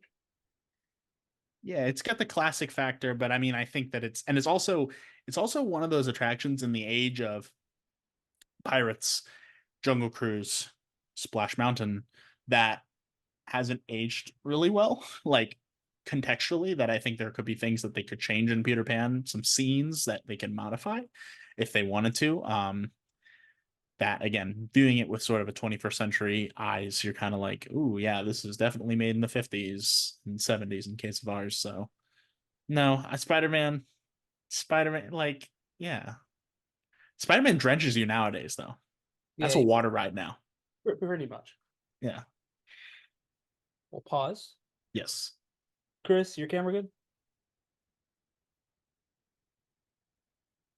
Yes. Oh, we'll wait for you. Copy. Yeah. Actually, I'm gonna run and go pee real quick, and I'll be back.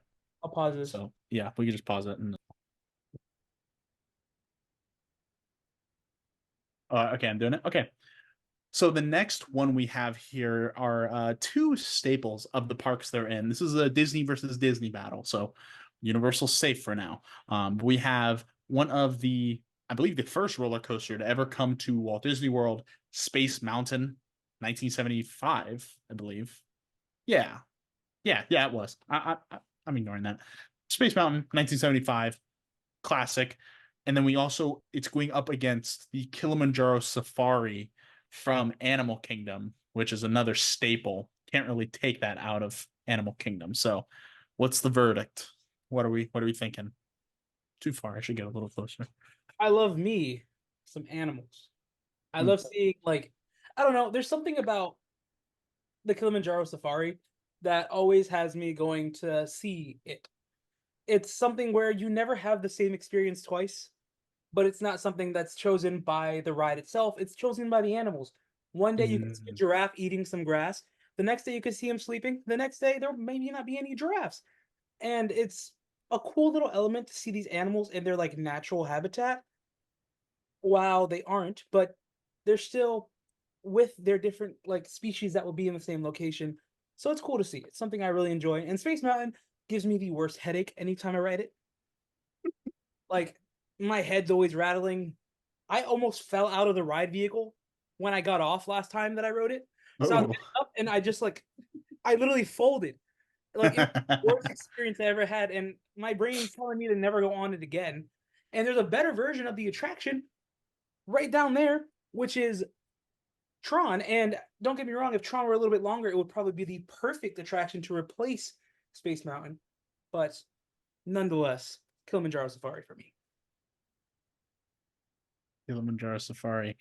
Um, Chris, what do you think? What's the verdict? Hmm. Space Mountain. Space Mountain, right? We're doing Space Mountain, right? Yeah. Okay. Space Mountain or Space Mountain or Space Mountain. um, being that I normally do not care for coasters, Space Mountain has a weird. It's a very weird effect on me because I do remember going to grad night when they did it at Disney, and I remember being like slightly scared, but then going on the attraction and actually enjoying it that night and doing it multiple times.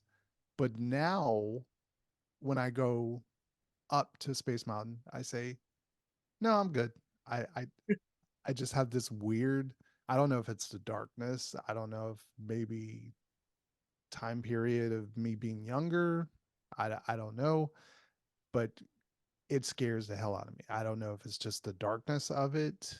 I do not like complete darkness like that, and maybe that just adds to the phobia of it for me. But it's it doesn't hold a candle to its classic Disney, but versus Kilimanjaro, like Losh said, is the I love animals, and I love the uniqueness of that attraction and seeing what you see on that and the variety and the experience of it, even though it's had bit bumpy and it could be a little all over the place. But there's nothing like it. Whereas Space Mountain, it's unique because it's a coaster set in a space sort of atmosphere, but it I think I've seen other coasters do something where it's just a dark ride coaster inside. Um, so it's very similar, very uh, replicated. Whereas Kilimanjaro, I haven't seen any other theme park try this, except for maybe Busch Gardens Tampa tried to do this with Mm. the Rhino. I think. Do you know that ride, Losh? I know Rally. I miss it so much. Rhino Rally, yes. My favorite ride at Busch Gardens. That was the closest, I think, but not with the variety of the animals, obviously. So Kilimanjaro. I'm gonna be quick with this because it's already moving on. But my pick was Space Mountain Oh, because, and it's not, you know what? I don't really love the ride. The best ride I ever had on Space Mountain was when they do the pitch black overlay for Halloween, where all of the lights are off. Like even from the first time, from when your car starts moving, you do not see until you get to the unload station, unless you have good vision. And when it's dark. But if you are going through and they play this very like dramatic like score music, and it's actually a lot louder. That's my one complaint here versus Disneyland. One of the few complaints I have about the ride is like you can't really hear the music, and the music is so great. The music on that version, like I think that's just the best version to experience the ride, point blank, period. But it is, with the paywall, obviously you got to go to one of the parties, and it's only during a certain time of year. However, Space Mountain has very possibly my favorite ride queue, period, of any of these, because the queue just has this vibe like you're not supposed to be there. It is like, because it's kind of claustrophobic in some places. It's very dark. The music goes from like being kind of cheerful and very 70s to being very creepy. Like there's kind of like you look out into outer space and you're like, yeah, I'm kind of here. Like this might be a little scary. And then you go to the point where you're like in the main sort of load, and it's a lot more like exciting because you're kind of like, oh, like the anticipation. And don't like the ride of Space Mountain very much. Q, it's fantastic. And that's, I think, what bumps it up for me, because Kilimanjaro Safari, I think when they took away the Little Red storyline, I think it did take a nosedive for me, because I feel like, yes, you don't need it, but I think having that kind of sent home the message, and they can say, oh, donate to our fund, let's stop doing, let's conserve, but kind of the reality of being chased by poachers kind of sent, again, the idea of like, this is kind of the reality of it. I mean, obviously very toned down from the original, which had a full-on elephant corpse in the ride that never actually made it to, never made it to pass. It was shut down in team or employee previews. But it was just that idea of like, it's kind of there's a story in there, and it makes it more, I don't know, more memorable, I think, for me. And like, I like it. I like it, but I also don't find myself waiting in it. I'll ride other rides at Animal Kingdom before I'll ride that one. So I'm going Space Mountain, but I know Kilimanjaro Safari is moving, which it's not a bad, like, it's not a bad ride. It's fun. No. Yeah. So the next thing here, we have Magic Kingdom versus Animal Kingdom in a simple matchup of a show versus an attraction. We have the Country Bear Jamboree versus Dinosaur. Yeah. Yeehaw. Yeehaw, brother. Chris? Country Bear is rather relevant nowadays. A lot of people talking about it nowadays. I think before we made this list, was that before this? I think What? the iteration that's closed right now was still open when I made this bracket. That's very, very possibly could be true. Could be true. It closed in January, so I don't know when you made it. Yeah, I don't know. It doesn't matter. It's gone, so it doesn't matter whether it closed in January or last week. it's not with us anymore. So what do we think? What do we think about Country Bears and Dinosaur? So I'm gonna say this: Indiana Jones is not on this list. Mm, So for me, I'm gonna use this as a little catalyst. I'm moving Dinosaur. I'm picking Dinosaur. Country Bear Jamboree is great. It's so much fun. However, there were some scenes that were rather raunchy, to say the least. And I don't know. Don't get me wrong, it's cool seeing all those different animatronics do a ton of different movement, ton of different songs. Fantastic. I have to go Dinosaur. I just love that ride vehicle. Yes, the ride is rough at times, but it's a fun experience, and I get to find my dino at the end of the day as well. yeah.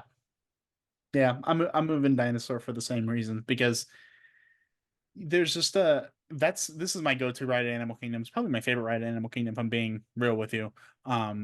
It's just got this, like, I don't know, it's got this very 90s feel to it. Like, that's really it's kind of neat. It reminds me a lot of Ellen, and Ellen's no longer with us. But I mean, Dinosaur having sort of a, you know, Reword it. what? Oh, Reword what you just said. the attraction is no longer with us.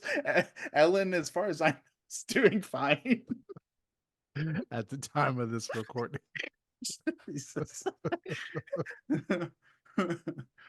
We're not wishing ill will on anyone. Hey Sorry, Siri, y'all. is Ellen still alive? and there go the subscribers. Siri confirmed she is still alive. Okay, good. Ellen is still with us. The ride is no longer with us. But it does give me a lot of those vibes. So I think that's it's cool that we still can kind of see a similar vibe to that. But Dinosaur animatronics in there are a lot of fun. Movement there's a lot of fun. It's kind of a guilty pleasure of mine. So yep. Chris, opinions on a choice if it would have factored in? The Jamboree, Country Bears, or Dinosaur? There's no contest. It's Dinosaur. All right. like, Yeah. Easy dub. like wow. Yeah. Even though they do bash Dinosaur and saying like it's the lesser version, or oh, it's no indie. Yeah, it's the same layout. I think it is two different attractions. I still see them as two different ones. They're different feels. Dinosaur is terrifying. Indie is scary, but different kind of a scare. It's more like a fun adventure that's a little on the teetering of like exciting and like exciting scary, but not scary like dark, deep.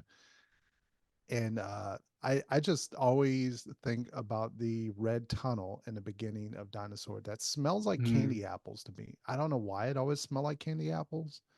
I don't know. Maybe I'm the only one that thinks that. But yeah, I love this attraction. I do it anytime I go to Animal Kingdom. Yeah. All right. Yeah. And now All this right. last matchup, right? And this side of the bracket. Man, this last matchup is not for the faint of heart. Because I feel like this is two beloved attractions in their own right.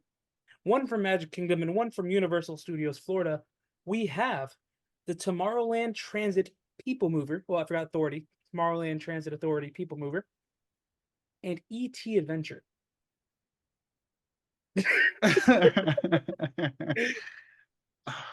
Ah, shoot. Okay. I've settled it. I've settled it. It took me. I will say I love both of these. People Mover, and I don't think it's on here, but Living with the Land at Epcot. Those are the two attractions that I first, from what I've been told, were the first attractions that I did in any theme park. Well, those are the first two. Wow. And People Mover was one that I remember doing before it got popular again, before like the line, like, because there was a time I remember at least where you could just kind of walk up and there'd be no line. I mean, granted, it's not like, out the door or anything, but like the fact that we could just go and they were chill about letting you just keep going. So that's what we did. So like getting to see that. And I think every park should have a people mover of some capacity. That's why I'm super excited for Yoshi's Adventure at Epic Universe, because it's very much like that people mover, letting you see the land that you're in. And with Tomorrowland, people mover at night, like that's the best vibe to go on at night when all the lights are lit up and you can see Space And the Mountain fireworks. and fireworks and Tron and the Astral Orbiter and everything. But I am gonna say People Mover. I like the concept of the People Mover more than I like the actual People Mover. Right? Like if you were to say People Mover through Super Nintendo World, like that would excite me more. People Mover through a Marvel Superhero Island, or like like another land, or People Mover around the park, like the railroad is kind of an example of that. But ET Adventure is my favorite ride at Universal. I don't know. I just every time I go on that, I can go on it multiple times a day and not get. I can go on it multiple times a row and not get bored of it. And I kind of love how creepy and uncanny it is in some places. I love how not everything works most of the time. I like how how there's like it's kind of in that fun. It's like almost kind of funny in the same way that I remember like Poseidon's Fury being like kind of like there's a little bit of like funniness, like unintentional funniness that comes with it. So I think that one, it's got to move on for me. That's got to move on for me. People Movers, I love it, but ET's got to move on. Chris? Oh, hold on, I'm getting a fall. Yes, ET has phone home because ET's going on. That makes my choice a lot easier. It wasn't an argument at all in my brain. It's ET. I'll I do defend it. love People Mover though. I just want to state that I do love that. It's such a fun attraction to do. I mean, Yes. especially let's say after a long day in the park and you want to relax a little bit. People Mover, like Aiden said, at night during the fireworks, peak. Mhm. Yep. All right. So we have now completed opening attractions. Now we're gonna go towards the attractions that opened up later. Later. Yeah, later. Later. And I feel That's like the best way to describe it. this is some very heavy hitters here. Mm. Brand new attractions. Well, not brand new, but like newer technology along Newish. with older technology. And it all kicks off with our first matchup, which is two rides that are in the Magic Kingdom, which a lot of people used to compare this as a adult and child version of these attractions. We have Big Thunder Mountain Railroad and Ooh. Seven Dwarfs Mine Train. Mm.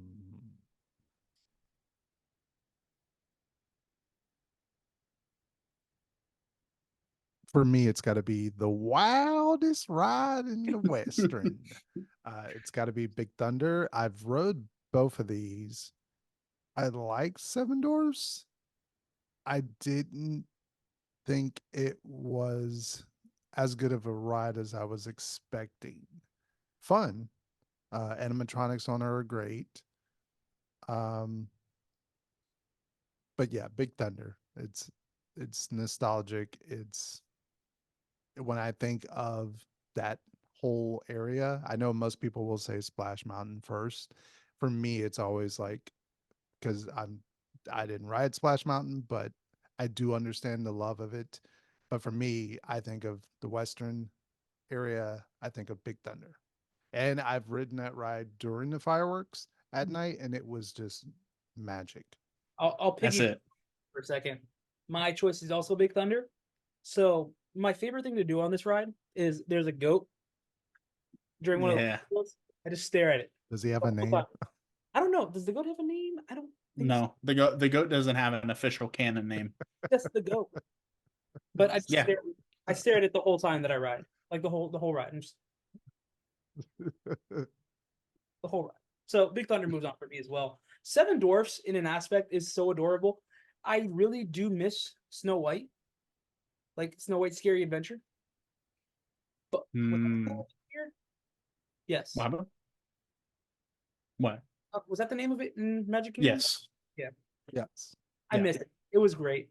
But Seven Dwarfs to me is a better version of it in the aspect that we're going to see the Seven Dwarfs and the mine train, and we have them digging for gold, like digging for like different like gems and emeralds, and it's so much fun. It's perfect for kids. It's a great introductory roller coaster for a kid as well.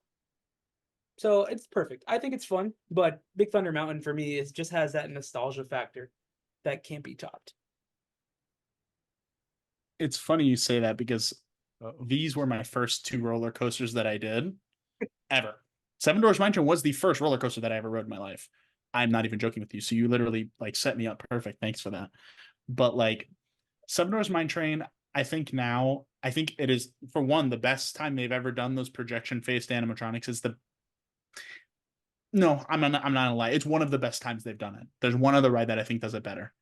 It's later on in this list. But I think that we'll get there when we get there. But Seven Dwarfs Mine Train, I think, does it better. Does it really good. That whole scene is so much fun. And I wish if that was more of the ride, like I love getting to go up the lift hill and have them, hi ho and walking up. Like that's such a fun, and it does remind me a lot of Splash Mountain in a way, like with the shadows and stuff. I think that's really fun motif. But I do think that Big Thunder Mountain just has this. That was the first roller coaster I fell in love with. Seven Dwarfs Mine Train was the first one I rode, but Big Thunder Mountain was the first one I got off, and I was like, I would like to do this again. And doing it through the fireworks, I'm glad you mentioned that because that's such an underrated experience. I think a lot of people think how like what rides to do during the fireworks, and I think that one's such an underrated to get to like look up and just see fireworks going off as you're flying through the rocks. And I mean, the fact that there's also this like interconnected story with Rainbow Ridge and SEA and all these sort of characters that doesn't really get talked about too often, but it's there. It's classic. It moves on. I already was going to move on, but I just thought I'd share my little piece about it. I'll give you the next one. Okay. The next set is came out around, I want to say, the same time, from Hollywood Studios and Animal Kingdom. We're on a Disney track, but we'll get back to Universal in a minute. But this is an interactive shooter 3D, right? Dark ride, Toy Story Mania, in Hollywood Studios, and going up against another coaster. Some say the best coaster in Walt Disney World, Expedition Everest in Animal Kingdom. You know what? I'll go first. I love 3D attractions as much as the next guy. But if you know me through and through, I am a roller coaster fiend. I love roller coasters. I am a coaster junkie. I will literally go and get coaster credits all over the place if I can.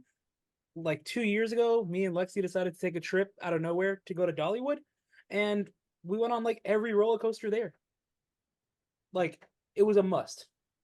And then for me, Expedition Everest is just on that list. I just wish I've only seen it work once, but I wish the Yeti would work again. I'm tired of Disco Yeti. It does not work. Yeah, see, Universal, you're not the only one that does Yetis, okay?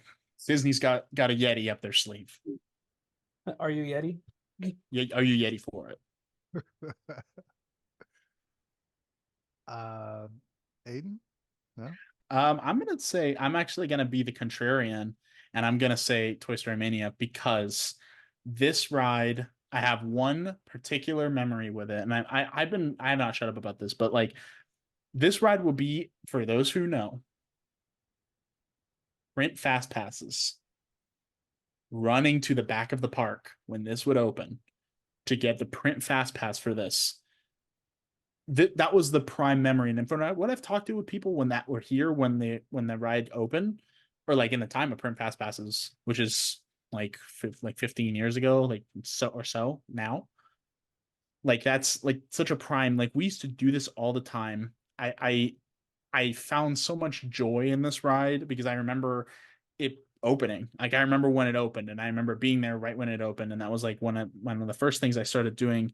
And I like Expedition Everest, I do, but I think as a coaster, I don't know if they've changed it since I went the last time. It was just a little too rough for me. I don't know for what it was like. Yeah, it's just rough, and it's like the theming is beautiful.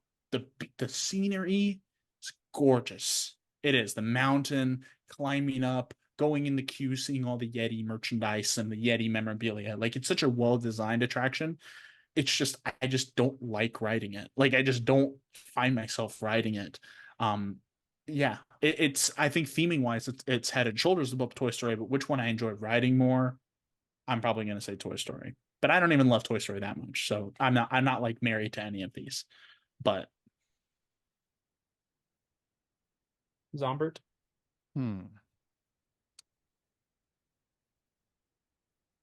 It's a tricky one. Toy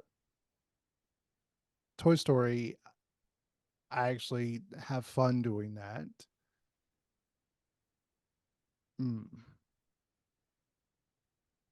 Yeti. What's it called again? I don't want to just call it Yeti. Yeti ride. What is it called? Mount Everest?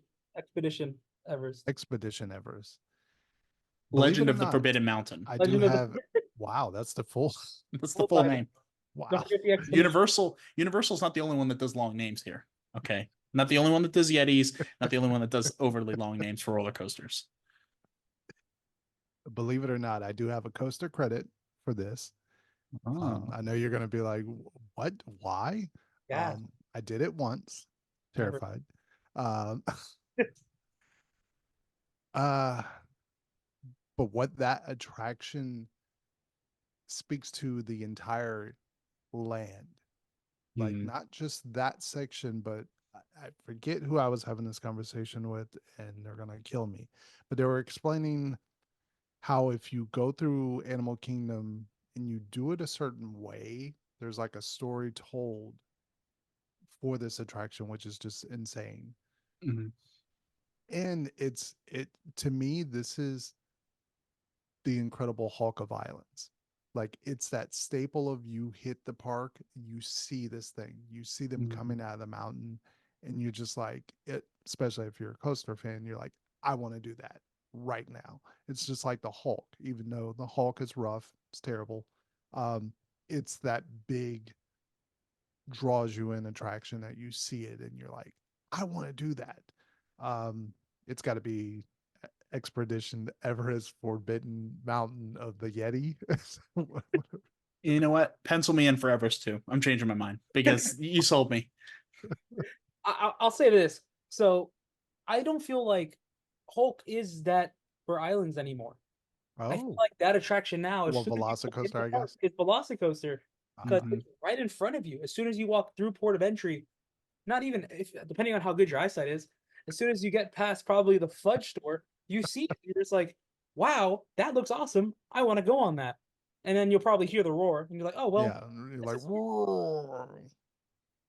Yeah. But moving, I'm surprised you changed your mind, Aiden. Stranger things have happened.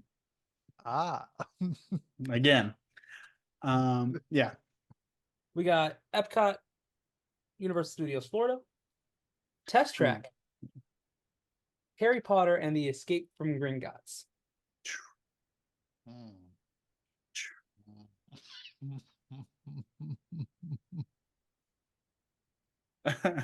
Okay. Shoot. Wow. What are we cooking? Adrian, what do you think? All right, you want me to go first? Go first. All right. Go first. So, Test Track is one of my favorite attractions at Epcot. I love to do it. It's fantastic, it's glorious, and everything about it is perfect. But that's only if I was talking about the original version. The one that had the test dummies and everything. Harry Potter and the Escape from Gringotts is truly to me, a great attraction. It incorporates almost everything that I like about theme parks in one big attraction. You got 3D, you got roller coasters, and you have an immersive queue. Well, not so much immersive, but a fantastic queue. I feel like it's lost in its immersion ever since it got rid of the picture that you used to take. But yeah, it's everything that you want in an attraction right there. And I'm not a huge Harry Potter fan. I'll say that for sure. I'm not the person that'll tell you everything about Potter, but this attraction has truly made me fall in love with these characters. Like, my favorite character now in Harry Potter is Bellatrix, and I never even cared for what her name was before. And it's like, altogether, it's such a cool incorporation. So, I'm going with Gringotts. How about y'all? Chris, what do you think? Man, just like in the last segment where we kind of bullied Aiden into switching, I was one way. When you said test track, I was like, yeah, it's got to be test track for me because I love the sound of it. That sound of that When it car, roars by. like, huh? When it roars by, like above the. Yes, that's so iconic. Like I can just hear it right now because I live next to a highway, so I hear it all the time. So I have that same element all the time. Um, s- right now I'm hearing it. So, but yes, the new and the old, I've been on both versions of Test Track. But listening to Laj speak, I started to think so much is into Gringotts.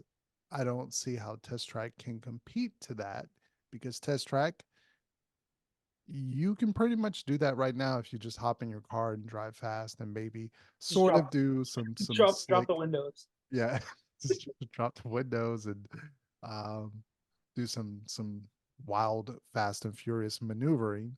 You can almost have that.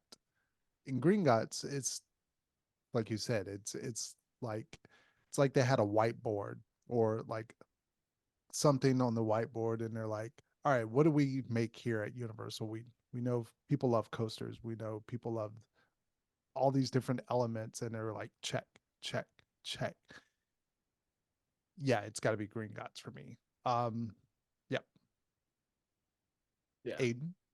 No question, Gringotts, because I Harry Potter was my in to Universal. So being a Potter nerd, like and looking for all that was something that I immediately grappled onto. But I will say that queue is immersive.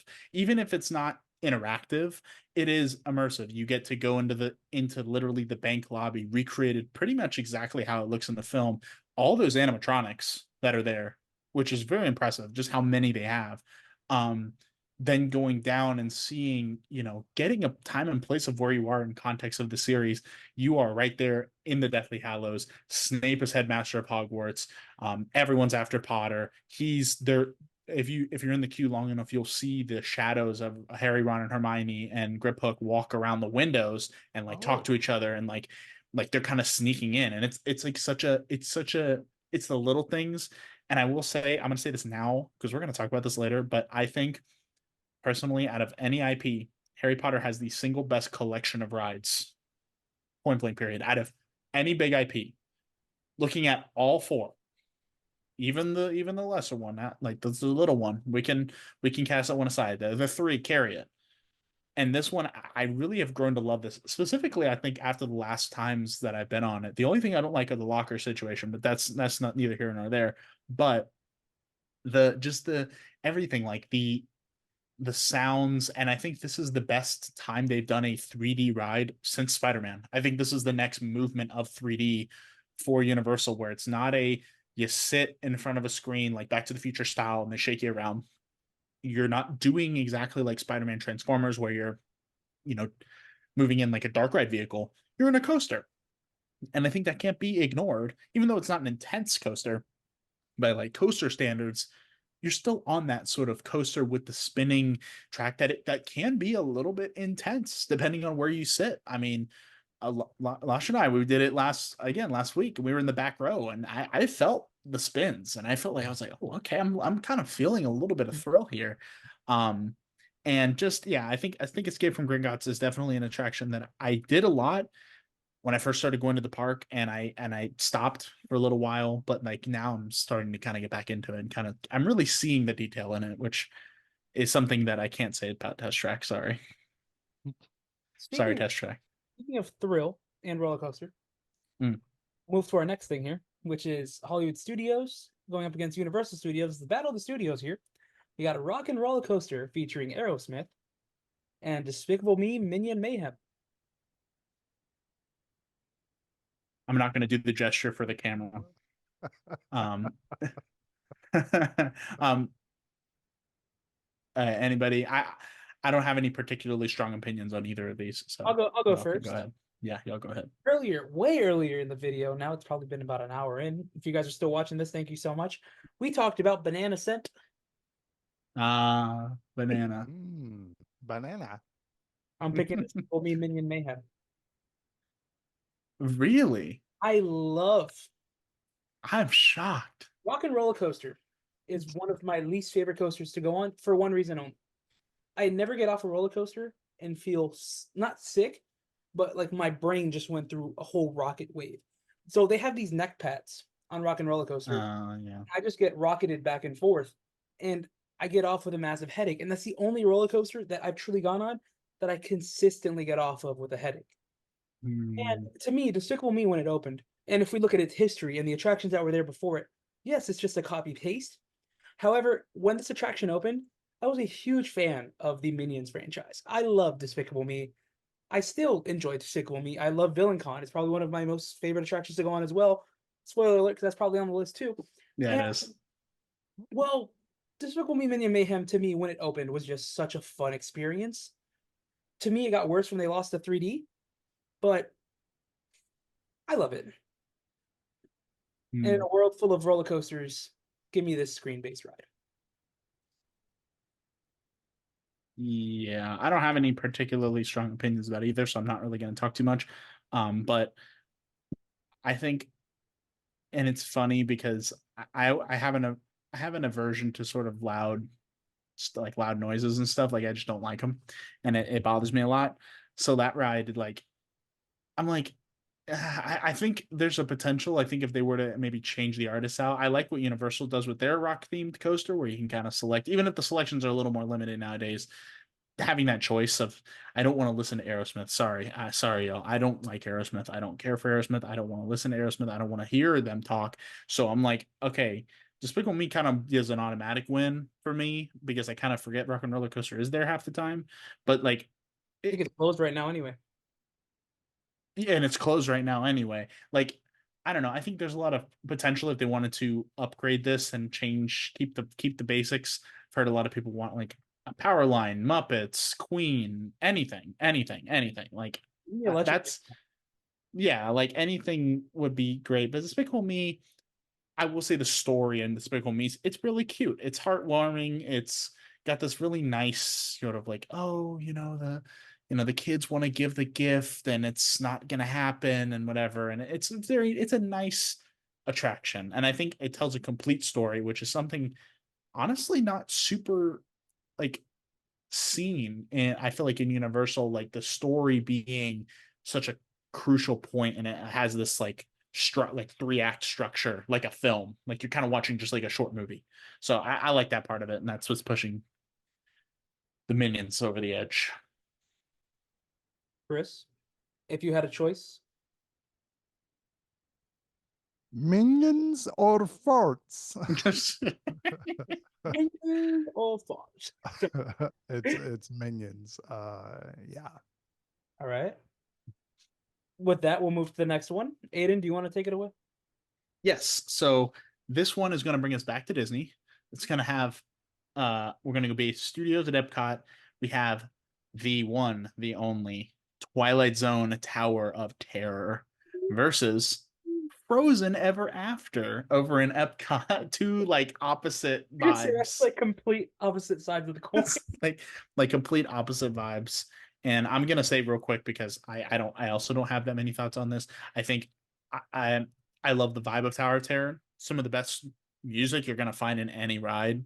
Q Loop, it's just got a vibe to it. It's like almost like Space Mountain and that feel of like it's very unique. Um, it's one of those things that like I get so bummed that it's Disney because I'm like, damn, this would make for an incredible HHN house. Going through the line. But yeah, I just think the vibes is incredible, and I think that's what's pushing it over for me. Honestly, I don't love Drop Towers or anything like that, but I think the vibe really carries it, and the story really carries it, and I would love more stuff to be themed to that. Like if they were to build a Tip Top Club in real life, like build out some of the rooms, build out some of the lore of it. That would be incredible. But I'm putting Tower of Terror. No words for Frozen. Chris? So, being that one attraction I do and one attraction I don't do, um, it's got to be Tower of Terror. I mean, it's like Aiden said, it's from the standpoint of where you step into the queue to the team members staying in character a lot, especially when they load you on and Mhm. they are very creepy. The boiler room, there's just so many Oh yeah. creepy elements. The way this ride is, it's a drop tower, like you said, drop tower ride, but it's elevated. Like the Mhm. way the elevator moves in the show scenes that takes place before the drop. Yeah, it's Tower of Terror. I Quite know. literally elevated. Um, Mhm. my choice would also be Tower of Terror, but I would just like to say something about Frozen. How dare you close Maelstrom? Anyways, let's go to the next one. We have Disappear, disappear. two attractions inside of Universal Studios Florida, which I think this should be a simple choice for us. We have Revenge of the Mummy, the ride, against The Simpsons The ride. ride. The ride. I'm just gonna come flat out because I'll defend it more next round. Give me Revenge of the Mummy. Mm, I'm gonna say Mummy 2, but Patrick I Burley. will I will put for Simpsons. I will say it is one of, I think, the sharpest rides in terms of story and theming. It's genius, and I wish it was not in such an old ass ride system that it made it age so poorly, because this is such a genius concept, poking fun at Disney, poking fun at Universal, poking fun at SeaWorld, poking fun in that very Simpsons nature. You get the vibes from the show, and that's, I think, the best part of this ride. But I think there's a lot of it that just doesn't, like Revenge of the Mummy. I think is up there with Hagrid's as being one of the best story coasters, our version especially, having this very distinct show scenes, set pieces, and just effects. There's a lot of stuff going on in Mummy, backwards tracks, lots of great screen effects, water, a false ending. So there's a lot of stuff going on. It's very complicated, and I think that gets very overlooked because it is kind of an older coaster. But yeah, it's Mummy for me. Uh, no. So yeah, it's got to be Revenge of the Mummy. All right. I like this. I like this. We're moving along. We're moving along. And now we're gonna go back to SeaWorld because it's been a while since Ooh. we've been at SeaWorld. Dust off that SeaWorld book. I just gotta. We have Journey to Atlantis going up against Transformers: The Ride 3D. I'm just gonna come out and say this. Journey to Atlantis is my favorite attraction at SeaWorld, period. Really? Yes, attraction, not roller coaster. Well, there's only like two of those. So But for me personally, look, Transformers is great, but it's no Spider-Man. Journey to Atlantis. I love the fact that it incorporates a water, like a drop water flume ride, log flume ride, and it also incorporates. It used to incorporate a story. There's no longer a story, which really blows it and kills it because there used to be this connective tissue to make everything make sense, but now it's all gone. But I will say this, alas, I love that there is a water aspect and there's also a roller coaster aspect towards the end. Where if you don't know that roller coaster aspect is there, it blows your mind. And to me, I'm picking Journey to Atlantis. Yeah. mm,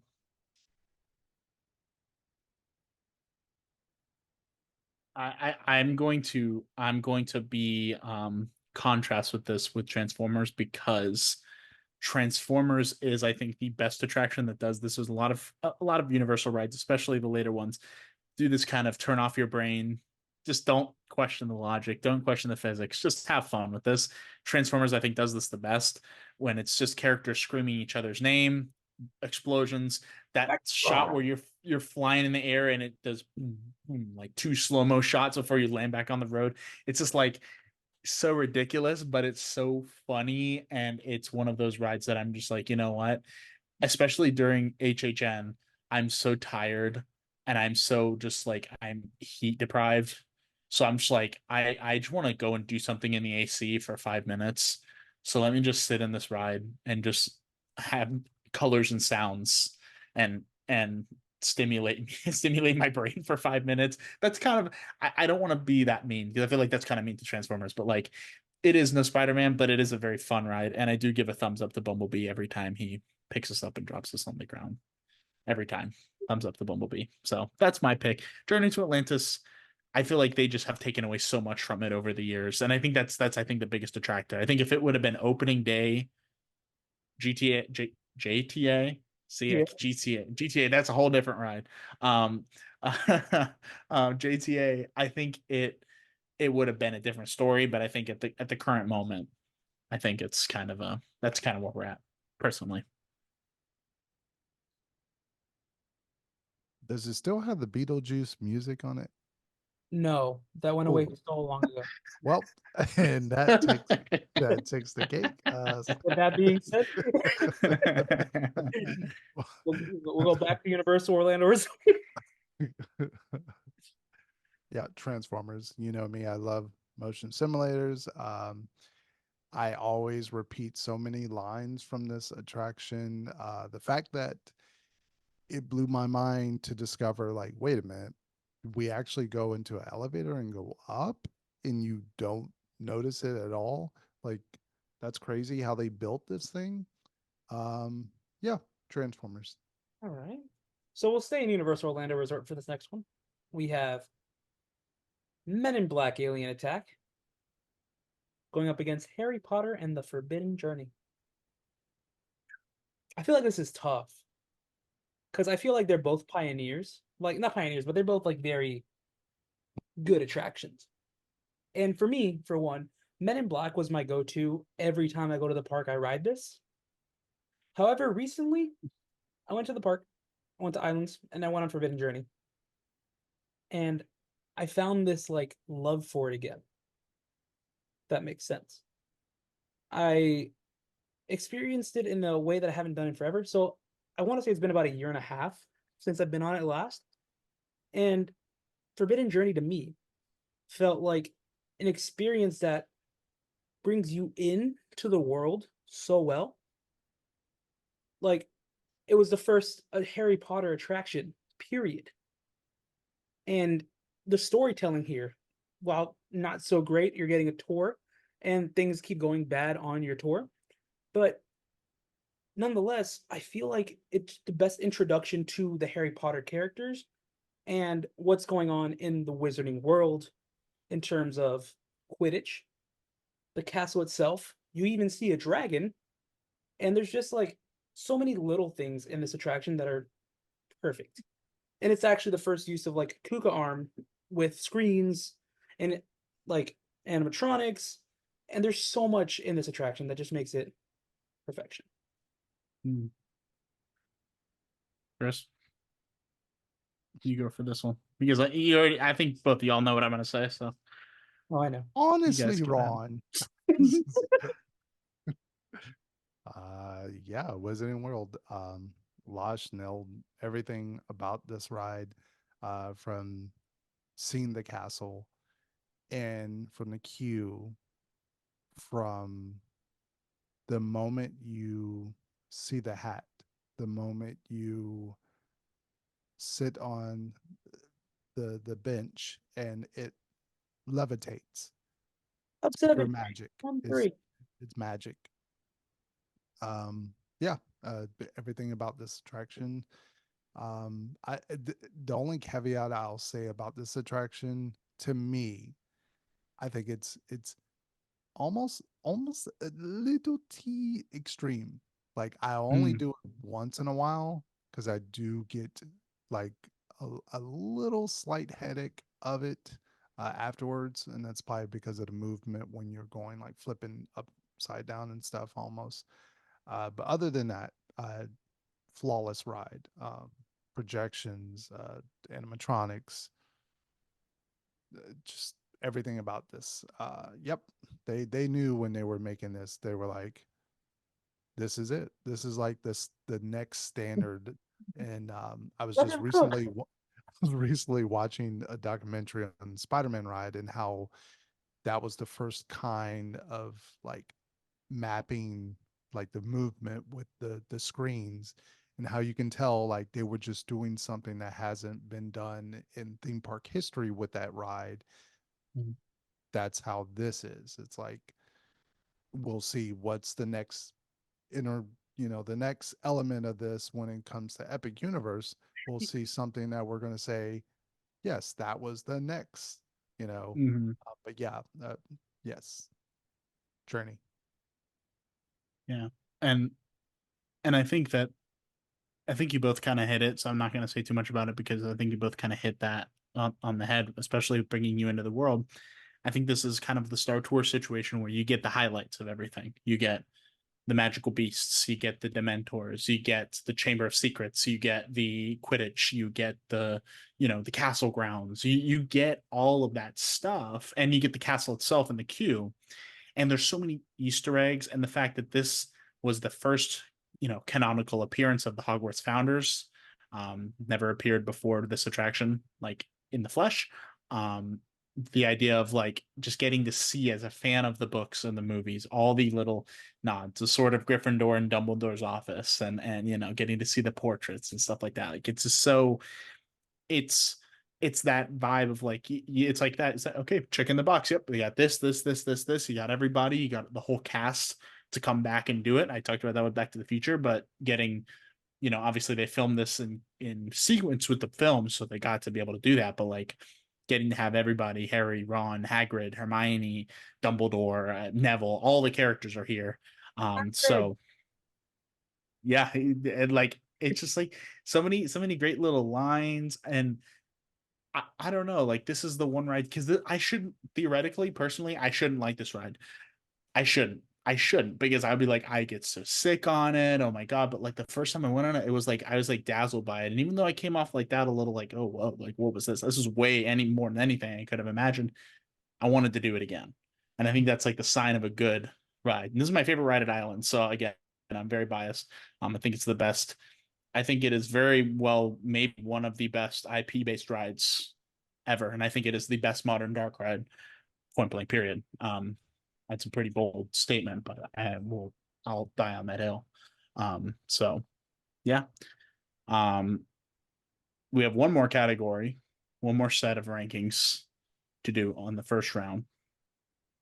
It's insane. But the next one, we're staying at Universal. We're doing a Uni versus Islands deal, so we're staying on the property. We have one we've talked about quite a bit, so I don't think we're going to talk too much about it because we already did kind of talk about it. Skull Island: Reign of Kong, the successor to Confrontation, and one that we've tap danced around, but I know, Adrian, you have big opinions on this one.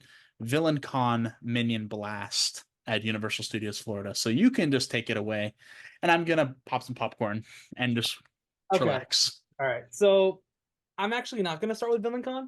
I'm gonna start with Skull Island. So when this attraction opened, I went. I was so excited.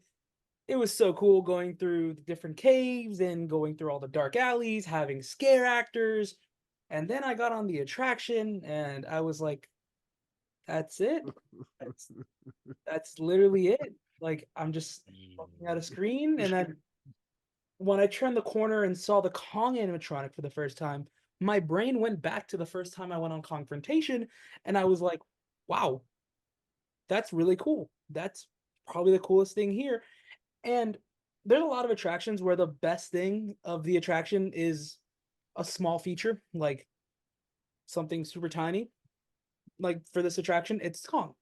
Kong is that stamp of this is the thing for the attraction. This is what you came to see. But if I go to VillainCon, I have found myself this year, nonetheless, it just opened last year. I found myself going to this attraction every single day. Like every single time that I go to the park, I ride this. It is my go-to attraction. I love it. I don't know what it is. It's the same thing I had when I used to love Men in Black. I would go to the park and just do Men in Black. I go to the park and I just do this. I don't know what the point system is. I don't understand the point system. I just have fun. And it's that suspending my disbelief and just shooting, having a great time in the park, feeling like a kid again, being immersed in this like random thing that I shouldn't like, and I should not like this attraction. Like this attraction isn't for me. It's for kids. And honestly, it's to me one of the coolest things Universal's done. Now, a lot of people probably don't like this attraction. They probably dislike it. They probably hate it. They probably say it's the worst thing Universal's ever done. I love it.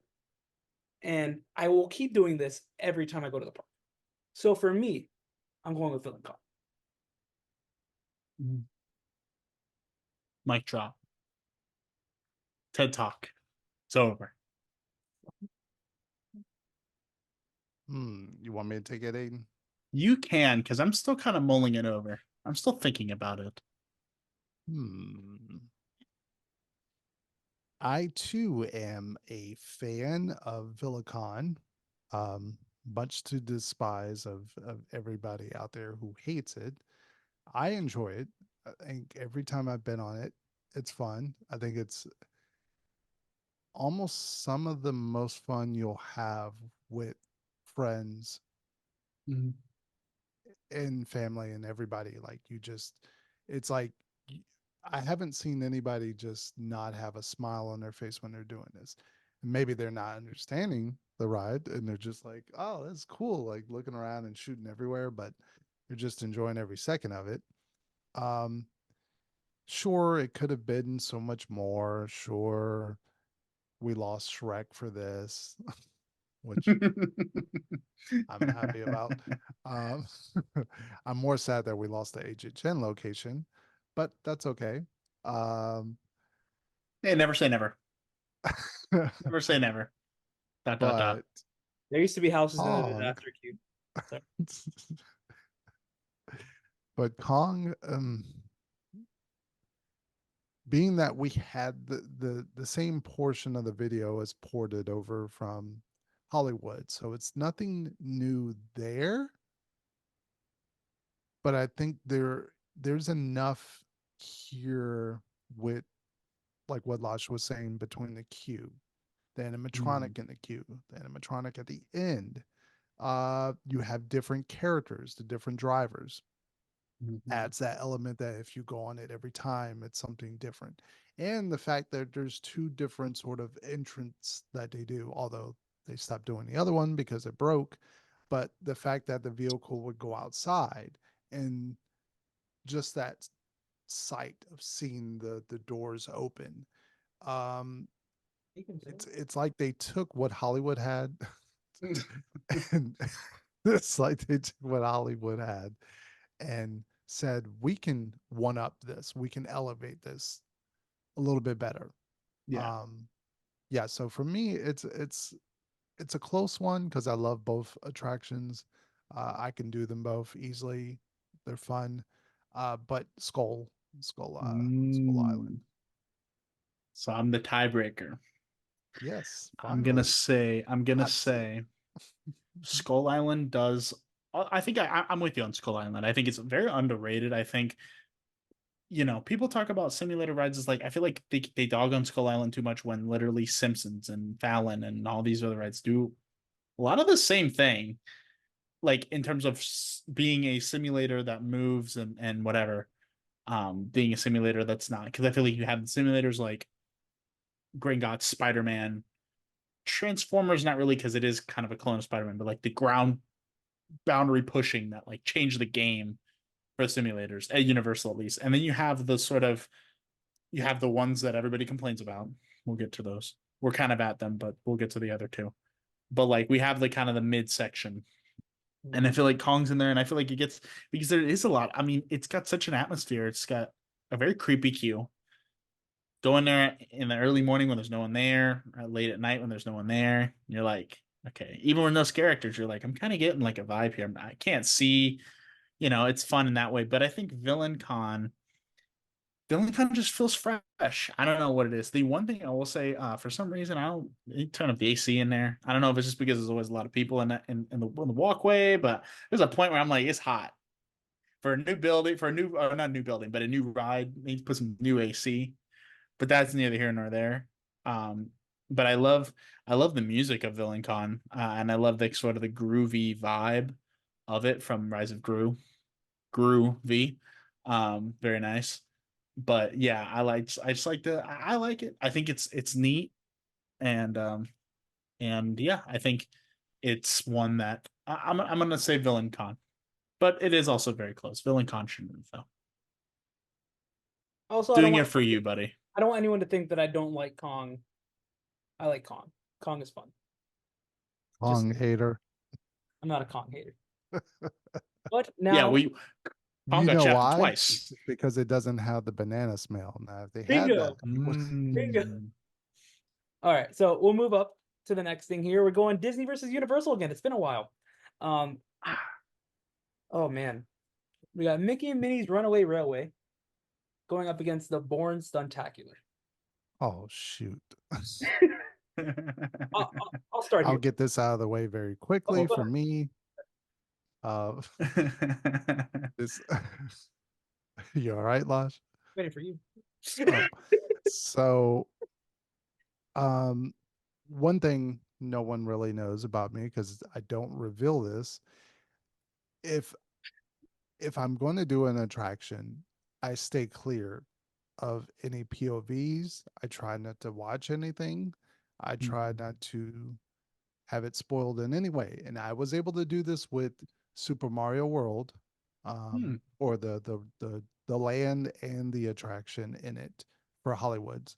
I was able to do this for Rise. I stayed clear of every single thing on Rise, because I knew one day I was going to do it. Same goes for Minnie. I have not watched a single thing on Minnie. I know where it is. I know generally just how it looks, just because it's kind of hard to avoid a picture of it. But I've never watched a POV. Sorry, Losh. Anytime you were like, oh, we're going into minis, I had to skip forward in that part of the video. Sorry. So I don't really have anything to say on that. I just know it replaced Great Movie Ride, which most people I think would say is, a 10 out of 10. And I think they would say that attraction is a 10 out of 10 for many. So for me, it's Bourne. I've already said it. I love Bourne. Yeah, Bourne. I mean, laser gun. Pew pew. So for me, it's Bourne. Losh, I'm very interested to see what you're going to say about this. Okay. Both of these attractions took away two things that I love dearly in theme park, because I love Terminator and I love the Great Movie Ride. Now, Mickey and Minnie's. It is a very fun attraction. I'm not going to say anything too much in detail about the attraction because Chris has not seen anything of it, so I don't want to spoil anything of it. However, I love the technology they used on this. It is something that is brand new, essentially something that's never been done. And I'll leave it at that. Just for that alone, I'm picking Mickey and Minnie. The Bourne Spectacular is a great show. Don't get me wrong. I'm picking Mickey and Minnie's. Also has technology. It does. Uh-oh. Go on Mickey and Minnie, and we can have the whole discussion. This is gonna be. No, I'm not gonna spoil. I'm not gonna spoil it. I'm gonna talk very generally about it, because technology, yes, I think this does a lot with technology that typically can be really hit or miss, and it makes it actually pretty good. I feel like they could have done more with it, but I do think that what they did do was a lot of fun, and I think there's a feeling I get when I'm on this ride that I don't get a lot at Disney rides, especially newer Disney rides. That's just like a feeling of kind of like it's classic, but it's new, but it's like it has that very it feels like almost like a Fantasyland ride, and the fact that it's like very nostalgic because it's Mickey and Minnie and Goofy and the characters you kind of associate with that. Yeah, the game, like Mickey and Friends, whatever. but mostly Mickey and Minnie. And it's just that idea of like, it's these characters, you know them, you know what they're like, you know what the personalities are, you know what the voices are. So you kind of just seeing them in action. And I think it's a lot of fun how they sort of depict those characters. And I like the art style they use for this. It's a lot like the newer series, which I like. But also I just think for Feeling Alone, Born's great. Born's a really great stunt show, and I think it's up there. Like I think with this and Waterworld, Universal has two genre defining stunt shows. I think those are some of the best stunt shows. And then pair that with something like Nightmare Fuel for HHN, you have some of the best stunt shows really you can find, like special effects, pyro and acrobatics and movement. Those kind of shows are excellent. So you know, we love those shows, but I'm gonna say Mickey and Minnie's. I have more of an attachment to that one. Ah, that'll make next round so much easier. All right, so we got up next, staying in Universal Studios Florida in general, we have possibly two attractions that are hated by a lot of people. We have This is gonna be a fun one. starring Jimmy Fallon and Fast and Furious Supercharged. I'm gonna say this off rip. Fast and Furious has a fantastic queue. That's where it ends. And okay, no and. This is a but. This is a no and but a but instead. They put some really nice haunted houses in that queue. It's a but. For sure. Depends on who you ask. Depends on who you ask for sure. All three of us not me. I like. All three of us like Chucky. All three of us like Chucky. I know I liked it. I liked Blumhouse. Yeah, Blumhouse was fun. Exactly. But I think that was it. I think there was only two houses in that location. Yeah, that's only been two. But I think, yeah. Race to New York starring Jimmy Fallon is a very fun experience. It's like something that I enjoy doing. I granted I might have a little bit of bias because Lexi has been attached to that attraction for years. And I don't know, there's something about it that I just love. Before it was an attraction, I loved Jimmy Fallon. I watched The Tonight Show consistently. And hearing that he was getting an attraction kind of blew my mind because why is a Tonight Show host getting an attraction? But it's cool. I like it. It's fun. It serves its duty. Yeah. Yeah. Aiden, Heroes do. I'm really surprised to see where you're going to take this. I'm going to take this in the fact that I had Race to New York was my guilty pleasure ride of yes.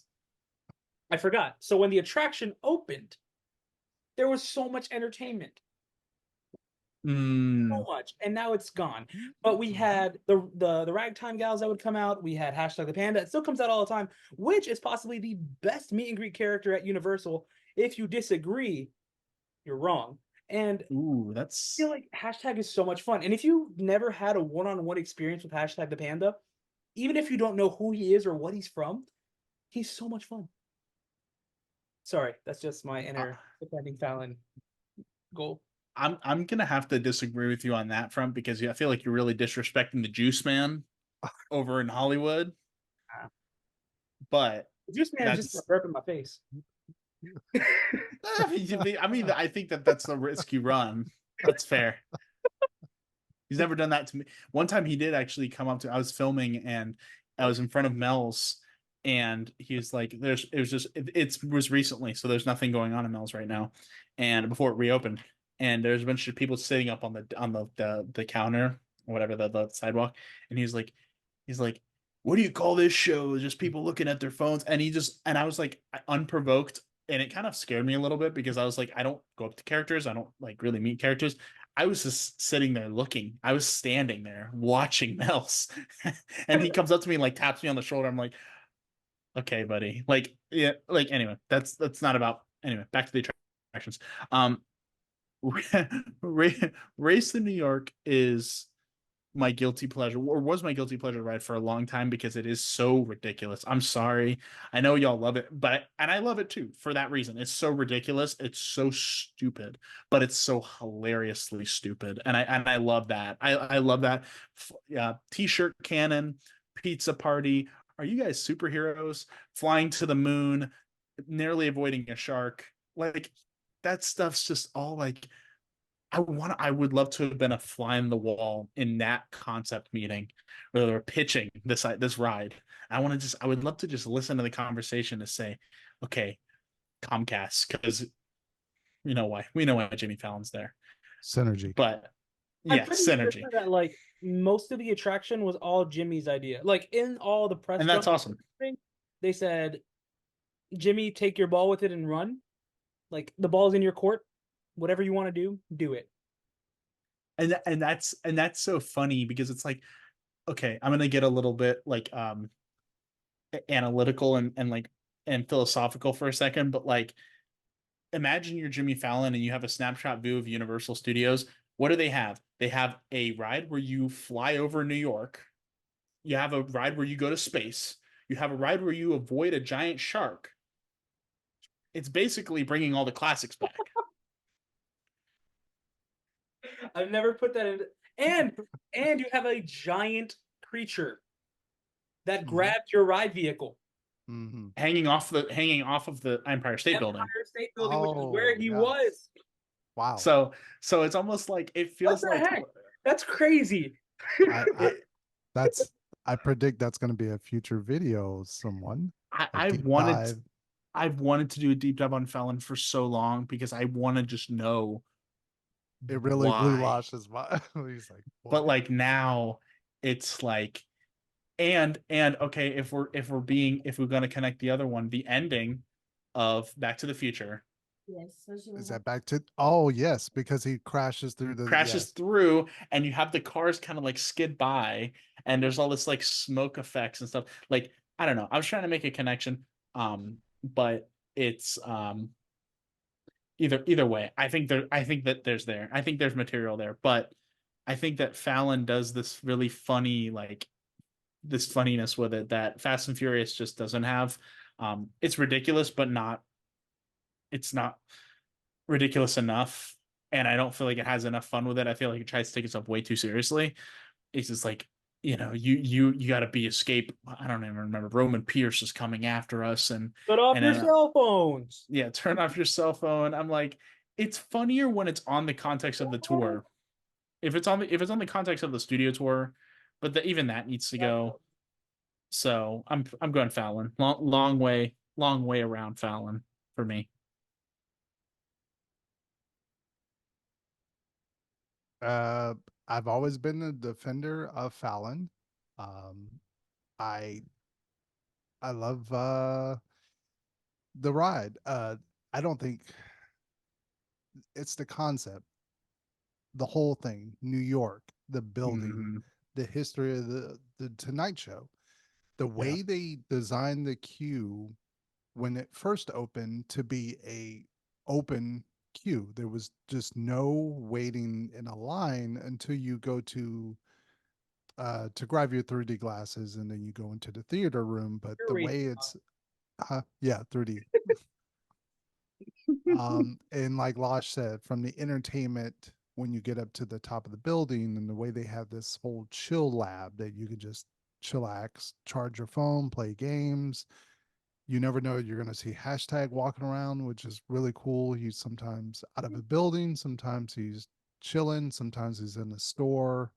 That's really unique. I don't think any other attraction has something like that. And this is going to sound weird, but the way they play the music from the Roots throughout the ride, throughout the pre-show, and even in the New York restroom is the music from the Roots, which I don't think any other restroom has music. It's kind of weird, but theming nonetheless all the way. It's Jimmy Fallon. And great connection there, Aiden. Wow.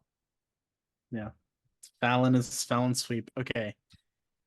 All right. So the next one, I don't think it's gonna correlate with either of you guys, if I'm being completely honest. No. It's both SeaWorld attractions. Yeah.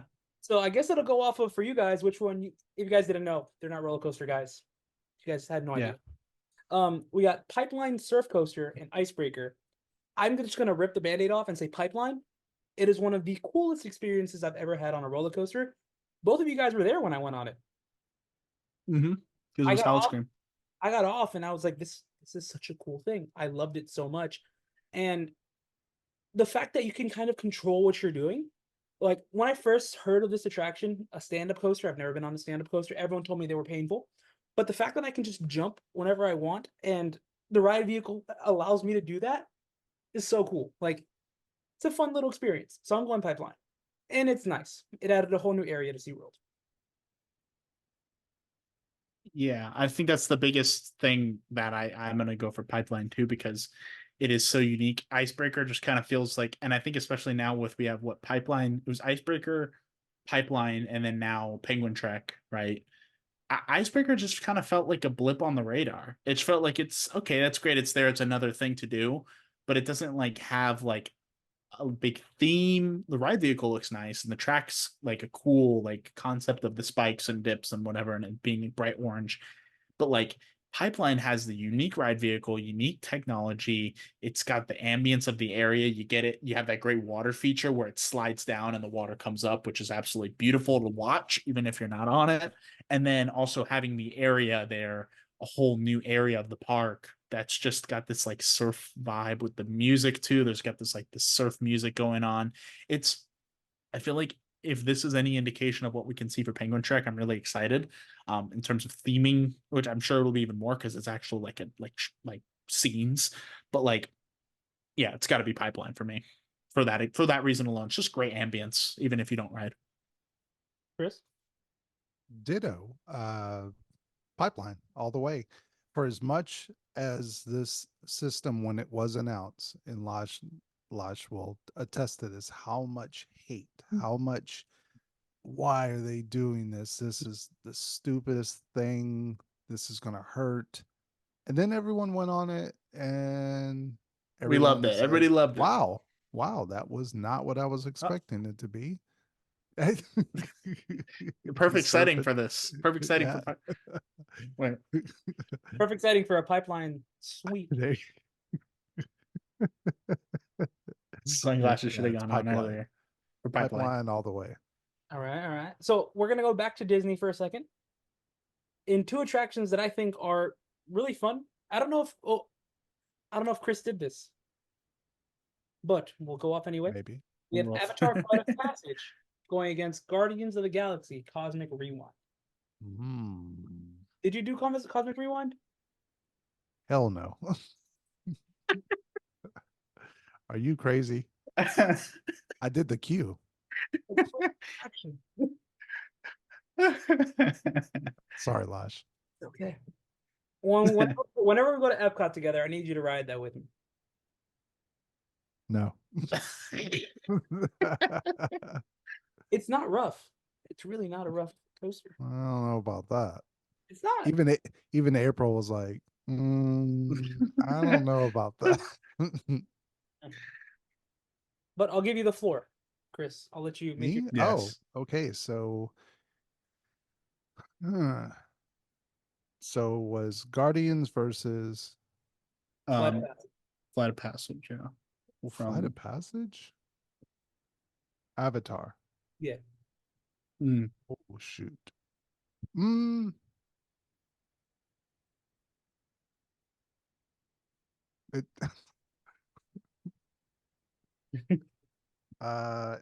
for me, Flight of Passage is such a interesting idea that Disney went with this new land, and an IP to it. It was weird take.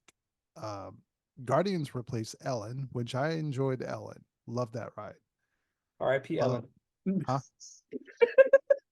Which R.I.P. Ellen. I know. Do I need to check if she's okay? Ellen's, what was it called? Ellen's Energy. Ellen.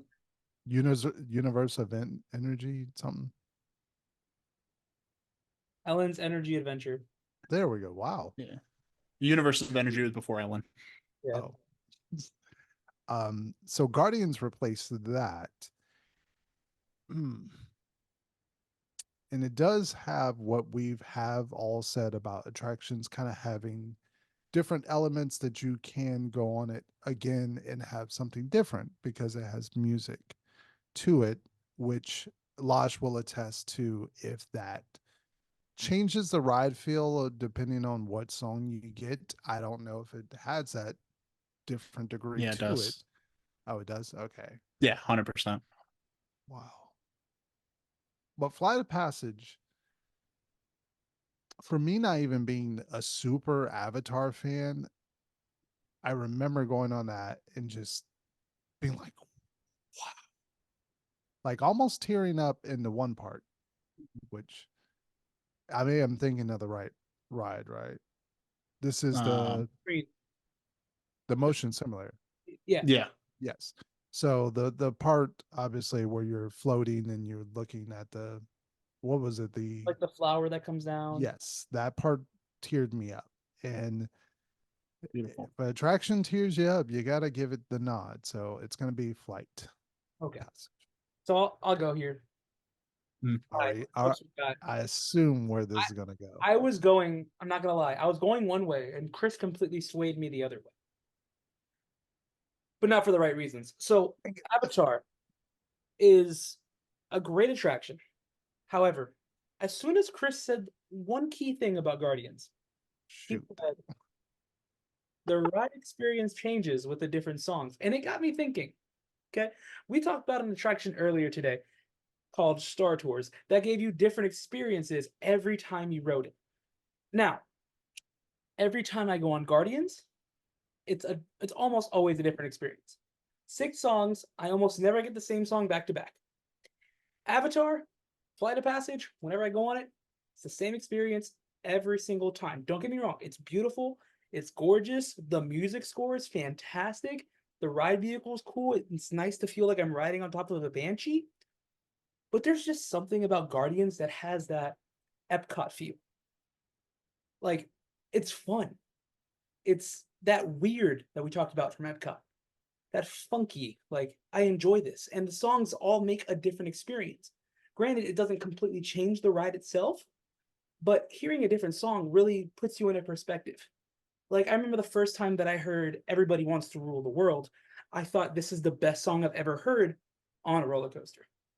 And then I heard I Ran, and I was like, wow, it's just fantastic how these six different songs can really place you into different worlds.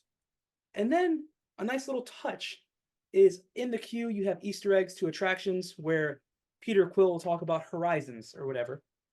And then when you get off the attraction, all the songs that you hear at the exit are songs that weren't used, that weren't picked for the attraction. So you kind of get to see Disney's process of they didn't pick these songs, but here you get to listen to them anyway at the exit. So I'm picking Guardians. I'm gonna say this right now. Avatar is beautiful, and I think that it does a lot with what it is. I think it does a lot with what it is, and I think it does a lot with the format, but it doesn't change the format. It plays it very safe in terms of like it's still a ride where you watch a big screen and you're in an individual seat now. I do like the individual seating versus like Simpsons or Back to the Future where you're all collectively seated. You do get that intimate feel and that individual feel like it's you that's on the Banshee. Sensory effects, beautiful visuals, beautiful music, beautiful. It's a gorgeous ride. And I think it's the best of this kind of attraction, personally, of the simulator where you're not moving, where you're just watching something. The vehicle's moving, but you're not, you know what I'm saying? Like those kind of rides. It's the best, I think, in that category. No, but I'd say Star Tours is my favorite. But like technically, I think Flight of Passages has it. It's mastered this. However, Cosmic Rewind is my favorite coaster, period. That's my favorite coaster out of any coaster I've been on. And I think it does because what it does is you have this. Okay, Adrian, have you gotten all 6? Yeah. Plus the holiday version. Yes. No, holiday version. Okay. The holiday. So that's the worst one. Hot But take. I do it. that's great. That's great for you. But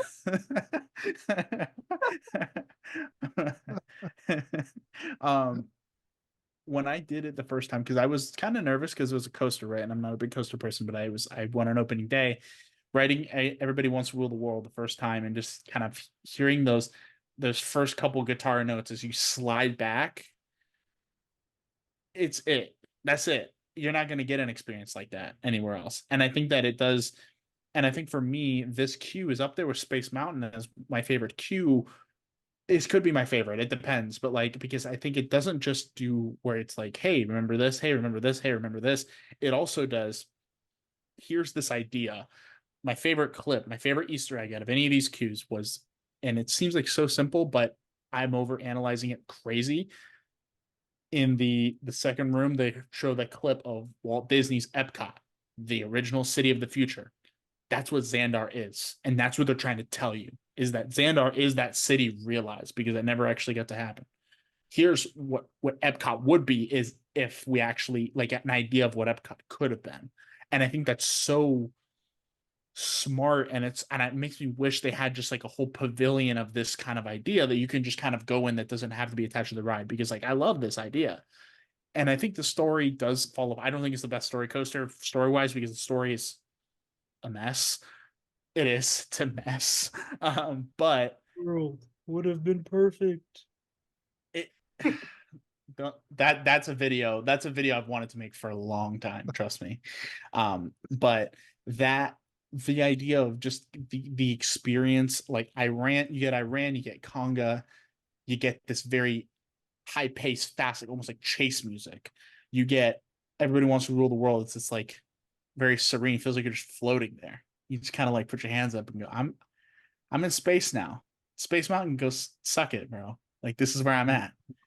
And then you get like Disco Inferno September and One Way or Another, and you got this, like, I guess the other two, because it's very disco inspired. And it's like almost like a party, like you're dancing. You're like, oh yeah, I'm dancing. Like conga can be like that too, like you're dancing in the seat. And so you have this, like, I feel like it's so much fun, and I feel like that is what kind of eases it for people. Like for people like me that don't really like coasters that much, it's less scary. I mean, Mission Breakout versus Tower of Terror, same thing. I think feel like you have this where the music definitely makes it less, when you're going into a haunted hotel, that's a lot scarier in this very dramatic, the Twilight Zone, versus we're going to put the Jackson 5 on, or we're going to put the Eagles on, and you're going to just raise your hands and scream and sing along and stuff. So I think it changes it so much. I mean, I was going to pick Cosmic Rewind anyway. Flight of Passage is great. It would have won another round had it been against something else, but Cosmic's taking it. So after saying that, I hope we have sold Chris on next trip to Epcot. He goes on. But now this will be something that I feel like is an easy choice for me. Don't know. Actually, it's an easy choice for all of us. So it's two Islands of Adventure attractions. We got Jurassic World's Velocicoaster and Hagrid's Magical Creature Motorbike Adventure. You guys heard me about 3 hours ago. It's Hagrid's. 2 days ago. These are kind of the leaders of the new school, though. I think as far as coasters go, especially Universal, or just Universal attractions, because when people talk about, I think, here's my hot opinion, and I know y'all may agree disagree. Had these not worked as well as they did, people would not be as excited for Epic. That's my big hot take. Had these two not worked, I don't think it's a hot take. I think it's the truth. I think that it would have been, because these two, I think, flipped the script as to what, because you had Potter, but then after Potter, what did you have? Skull Island, Fast and Furious, Fallon, Transformers, Simpsons. I mean, Simpsons was a little before, but I'm saying, like all these rides that a lot of people like just dog on over and over. Universal sucks. Universal only makes the screen rides. They say Hagrid, yeah, what's up? We got no screens in here. Same thing of Velocicoaster, no screens in here. What are you gonna say now? And we got a new park open in a couple years. So that's like I think for this one's honestly a personal preference, because I think they both have a lot of the same praises. Both fantastic. Technology, theming, immersive, unique creatures that could be magical. That could be magical. A little bit of magic in the dinosaur world. But I'm gonna go Hagrid's, because I like that ride better. I think it's got more going for it. It's it's less daunting, especially for people that don't like. I rode it because I was like, why? Well, every Harry Potter ride I'm gonna do, so Hagrid's had to be. And I remember the first time I went on it, it was during COVID. Yeah, Have you been yeah. on I've been on what? Hippogriff? Oh yeah, Okay, I don't like Hippogriff at all.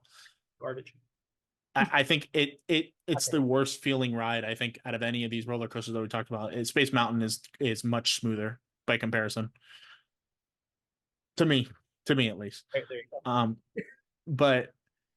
But for what it is, but I think Hagrid's just has its like I don't know. Well, Hagrid's blah, blah, blah, blah, blah. It's just more approachable. I remember going during COVID and it was masks, and I remember being shocked that my mask was almost going to fly off my face after those after the launches. So that's a fun memory of doing that. But yeah, Hagrid, we love it.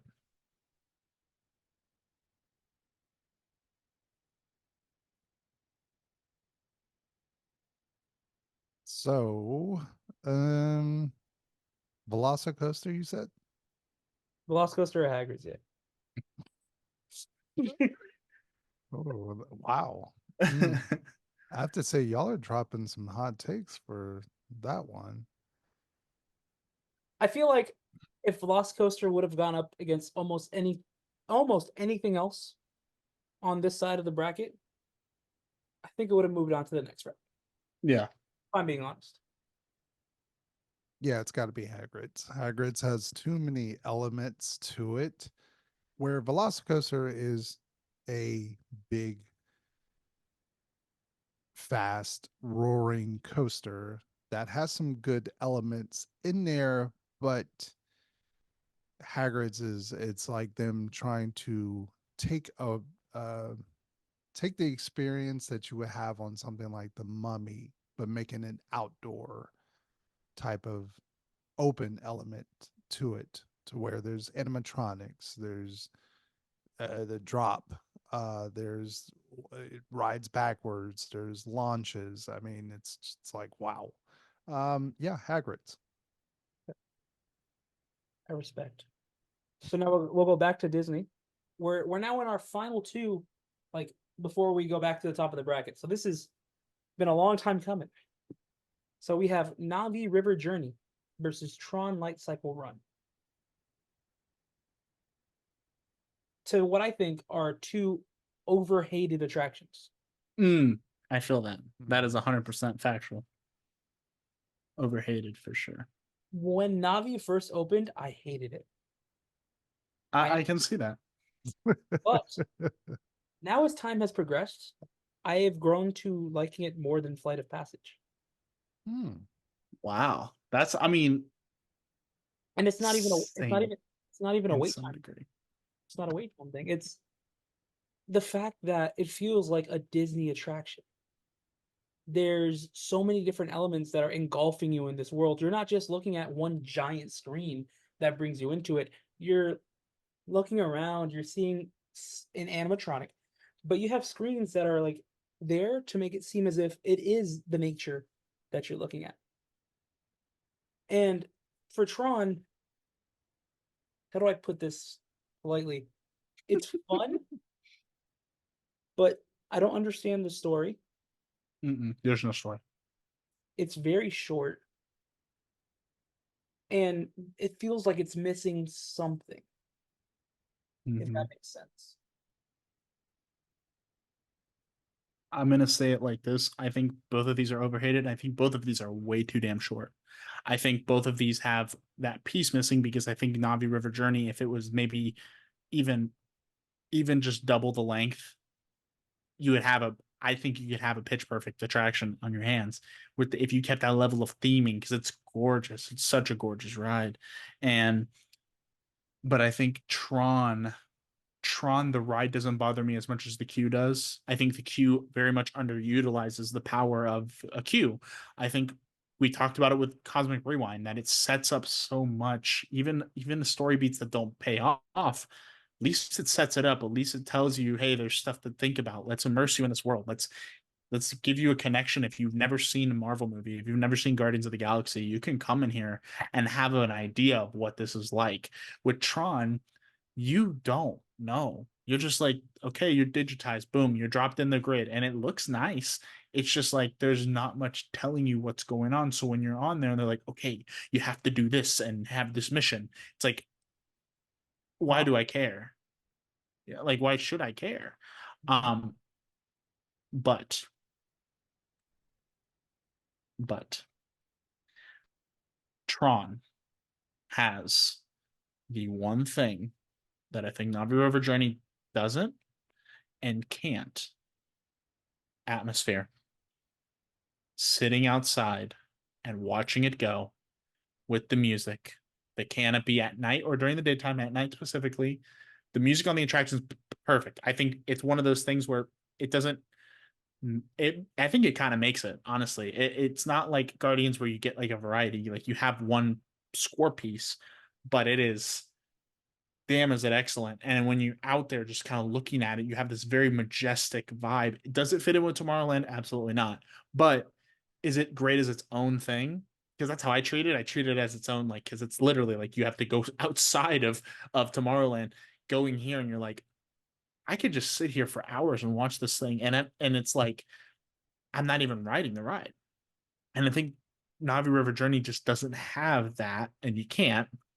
So that's why I think what's the one piece, because I do think these rides have fundamental problems, but I think that's what pushes it over for me. So I'm going Tron. So Chris, you're once again the tiebreaker for this experience.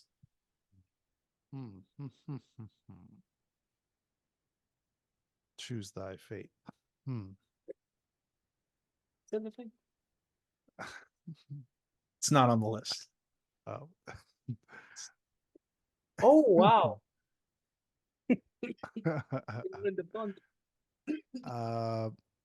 I'm sorry, Losh. I do love the Navi. But like for Also everything never made a Aiden choice. said, huh? I never made a choice, by the way. Oh, I thought you were you Navi. did. No. Really? Said a lot about Navi, but you I know. didn't. Did you say too much about Tron? So I didn't say enough about Tron, and then I kind of took a step back, and then Aiden continued. I was gonna continue on until like I was gonna mention Daft Punk's music, and then Aiden just hit it on the head on the nail. It's perfect. Again, you got to tell me to stop. No, it's okay. That's why I'll go. I'll let him take it. I'll let him take it all away. Oh, so we're in suspense now. Yeah. Where's Losh leaning? Oh no, it's Tron. Oh.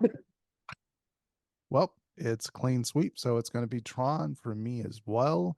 The first time I got to see this, not too long ago, and that was my first time seeing an actual person. And wow, I did not expect when you see it come out of the tunnel part and the canopy part with all the lighting. I was just like, wow, this is, yeah, it's Tron. If only we had 3 more of those moments, we would have like an A plus. Right now, it's sitting at like a B-. Yeah, I'm not waking up. Personally, I'm not waking up at 6:45 in the morning to get a virtual queue. Yeah, you will. I know, but I never go on it. But I'm just saying, I wouldn't. I personally wouldn't. And Guardians, I would, but that one I wouldn't. Guardians every day. Yeah, Guardians every day of the week for sure. And now we've made it to the final 2 items here in the bracket. We have Remy's Ratatouille Adventure and Star Wars Rise of the Resistance. I'm sorry. It's not going to be, because I don't want this to be like, it's obvious, because I don't know what y'all are going to say, but that's just such a funny pairing, because it's like, oh man, this is like so sad. It's like, it just feels so sad, because the second you whatever you say, the second you start saying Star Wars Rise of the, and you just feel like the emotion wash over. You're like, okay. Or well, Remy, one of us isn't moving on. or Remy's like, maybe. Remy's like, I made the list. Oh, which I think that should say enough about what we think about this corner. Obviously, Remy's is not moving on. All right. Yeah. Sorry. We don't. I feel like with Rise, you don't have to say like You don't have to say much. you don't have to say much. You'd Just be say like, Rise. it's Rise. All right. So now we're gonna go back to the top. It's been a Okay. long time since we've been here. I think we should just honestly rapid fire our answers at this point. Rapid fire answers. Yeah, because we're feature length. We're at Titanic length almost probably. Or, So, all right. or will it be longer than Dune? Will it be? So we got Mr. Toad's Wild Ride versus Jaws. I'm going Ooh. Jaws. Yeah, Jaws. Jaws. Jaws. It's All pretty right. easy. All right. Journey into Imagination versus Horizons. Hold on. This is Journey to Imagination. What happened? I'm going Journey to Imagination. It's easy for me. Ooh. I'm going Horizons. Oh, Ooh, you put me in the spot. Yeah, I got to give it up to Imagination, man. I got to. Horizons is pitch perfect, but shows you how good these two are. oh. Oh, this is you. See, I was like this Poseidon's Fury and Great Movie Ride. I was like this last round, and now I feel you squirming around there. You guys can go first. Great Movie Ride all the way home. Why? It's gonna get worse from here on. Shit. I mean, shoot.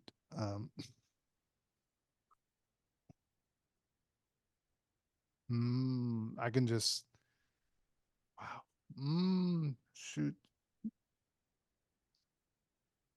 Great movie ride. All right. Thank you. It is done. Yeah. All right. Extraterrestrial alien encounter or Captain EO? Funny enough, two attractions about aliens. I'm going Alien Encounter. I'm going EO. Ooh. Chris. God. Why'd you put me in this tough spot? Shoot.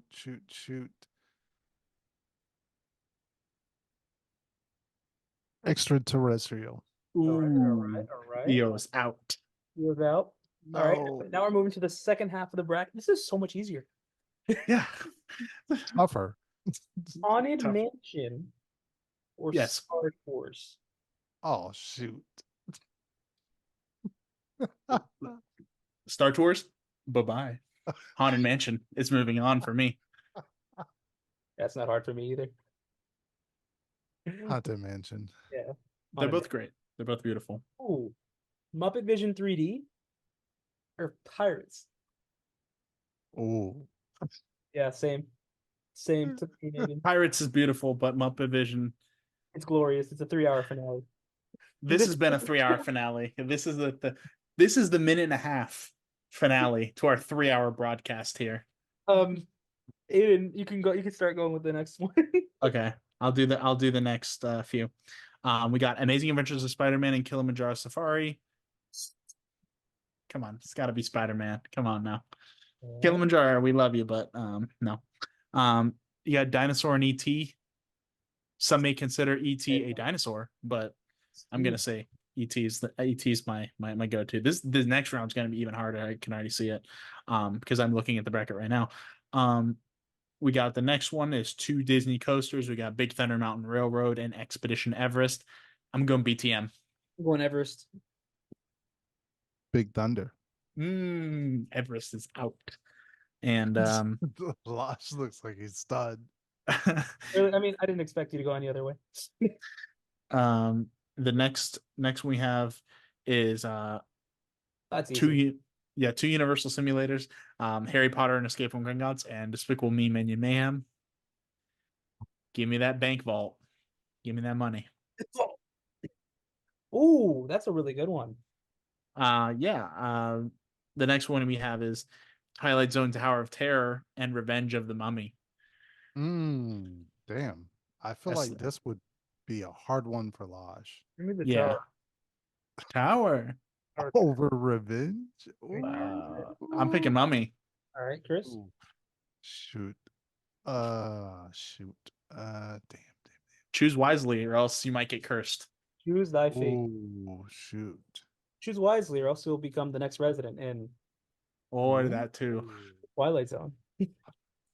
Both are classic. Both have such a fan lore. Oh. Shut up, Matt Pack. Oh, damn. This is impossible. And I don't even ride either one. I've been on Mommy once. Oh, Loved it, but I had a headache afterwards. That Felt it did that to terrible. me the first time too, and it still does it to me. By the time we get to the fake out, I still get pounding in my head. every single time. Jesus. Both innovated what they were in. Dark Coaster, Drop Tower.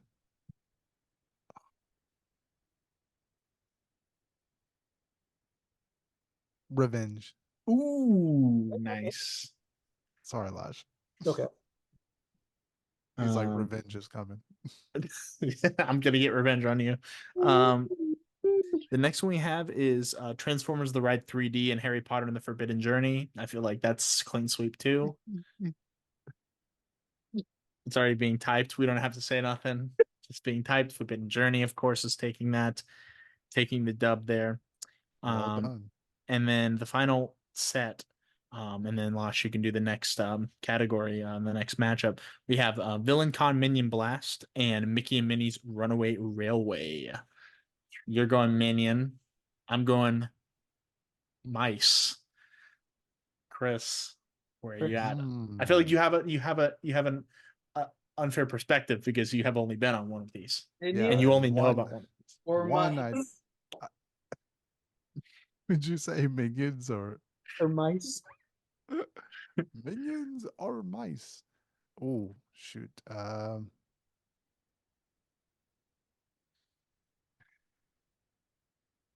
Give me mice. Okay. Wow. That was not what I was expecting, but I'll take it. then what happened? So this might be easy. We got Fallon and Race to New York, starring Jimmy Fallon, full legal name, and Pipeline, the surf coaster. Hey. Hey.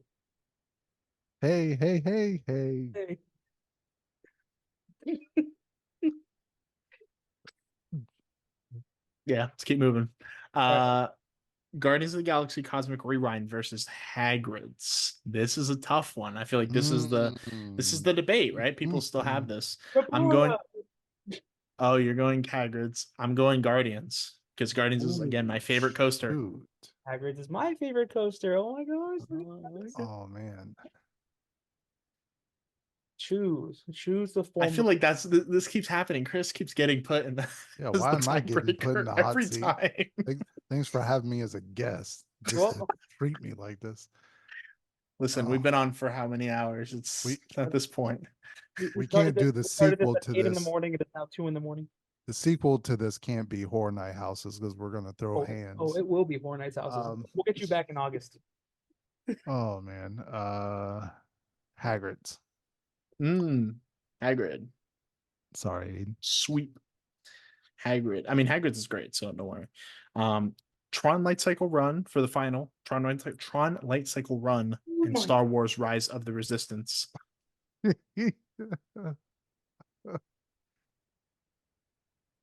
I'm going Star Wars. Yeah, I'm going Star Wars. Yeah, Rise. Yeah, you'll see the reaction. You said Rise. Because Rise is actually like more than like a sizable amount of time you're in a ride vehicle. So, and the queue actually has a story being told. So, we're now in the third round. Yeah, you can. And we're gonna start with Jaws the Ride versus Journey into Imagination. Ooh, wow. I think I know where this is gonna go, but Amity 6 to base. Yeah, I think I know where that's gonna go, but I'm still going strong. Figment is back here somewhere, but yeah. I know y'all are gonna. It's okay, Jaws moves on. Yeah, I already knew that. But don't worry. There will be next round's gonna go crazy. Oh, that's so easy. We have Great Yeah. movie ride versus extraterrestrial alien encounter. We got 2 votes for alien encounter. All right. Yeah, put that movie right on there. Yeah. Yeah. The better alien ride. That's so Right. funny that those ended up going together, knowing This the is context. an Aiden question. This is Haunted Mansion versus Muppet Vision 3D. Haunted Mansion. Oh. Oh my god. Because Haunted Mansion is my goat ride. I can't I like Muppets. Hey, No, 'cause buddy. Haunted Mansion 2. Yeah, Haunted Mansion is just Muppet Chris, Vision is beautiful. Chris, we'll but- give you this question first, okay? The Amazing Adventures of Spider-Man versus E.T. Adventure. Oh shit. It's gonna break some hearts. Oh, and the camera's off. Oh man, I just fudge. You said E.T. Or Spider-Man. Spider-Man. That's like choosing the wife or the daughter. Yeah, And which is your crazy. favorite? Your kids. Oh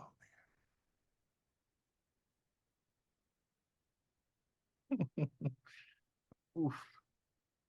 Oh shoot. Man, mm, I hate this. I damn you, Losh. Uh, E.T. Mm. Steven. Yeah. Come on now. Double. I don't even need to say it. Spider-Man's wonderful, but And I pasted it in the wrong spot. There we go. All right. listen, you gotta show it love or else they'll find a loophole around that contract. Oh, Better watch out. all right. So we got, what is this matchup? Big Thunder Mountain Railroad or Gringotts? That's a hard one. That's a hard one for me. It's Go on Gringotts. Gringotts. I'm gonna say Gringotts, but Big Thunder Mountain, I will say the Gringotts seats. I'm going to make a point to say that, and that's all I'm gonna say about that. But we don't like the Gringotts seats. All right. So Mummy or Forbidden Journey? Oh man, that's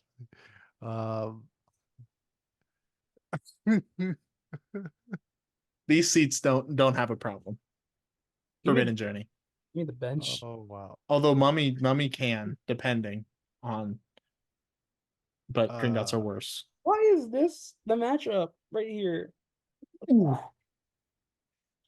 This is so much for This shouldn't 1:30 in the morning. this shouldn't be here.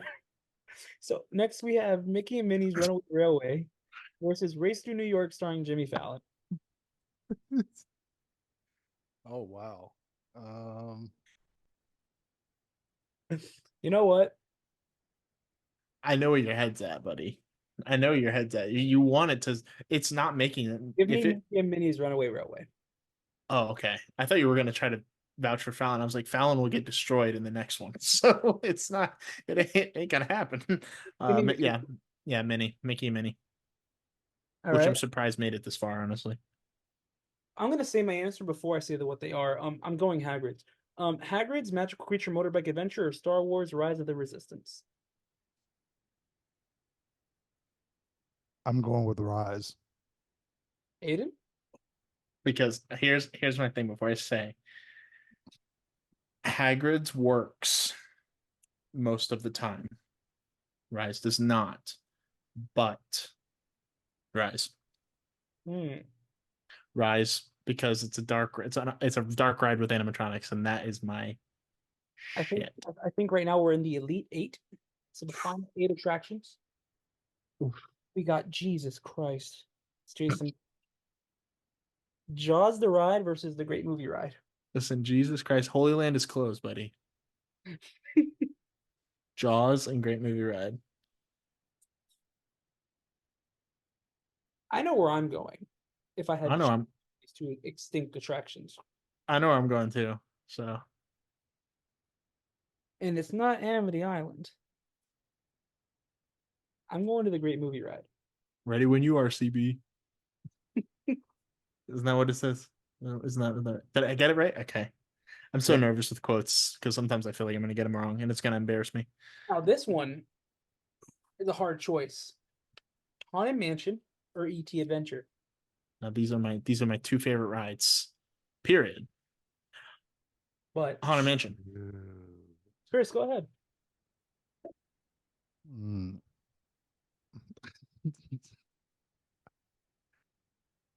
Haunted Mansion. Haunted Mansion. It doesn't mean much, but I would have gone ET.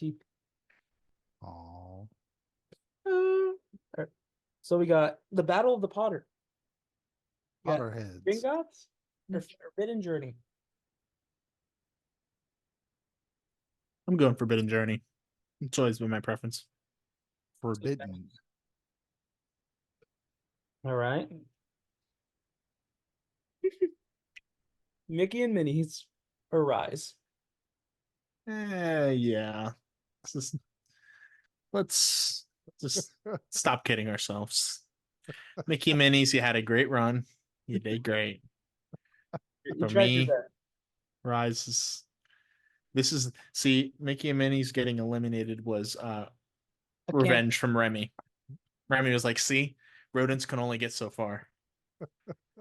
All right, so I will say this: our final four attractions. One is from Hollywood Studios. One is from Magic Kingdom. One is from Islands of Adventure, and the other is also from Hollywood Studios. So two studios, Two studios, one kingdom, one and kingdom, one island. one adventure. We have the Great Movie Ride going up against the Haunted Mansion. Oh, mm. I'm gonna go out on a limb here. I'm saying the Great Movie Ride. Yeah, I knew you were gonna say that. And honestly, I'm gonna say Haunted Mansion, but I'm not mad if Great Movie Ride wins because that's a very valid pick. Very valid pick. Put I'm me in not the even hot mad at that. seat once Yeah. again. Welcome to the hot seat, my guy. Shoot. That's what being a guest is all about. Yeah, exactly. You get to make the tough decisions that we won't make. Son of a. So, Haunted Mansion is just, there's nothing like it. Great Movie Ride. There's nothing like it. Mm.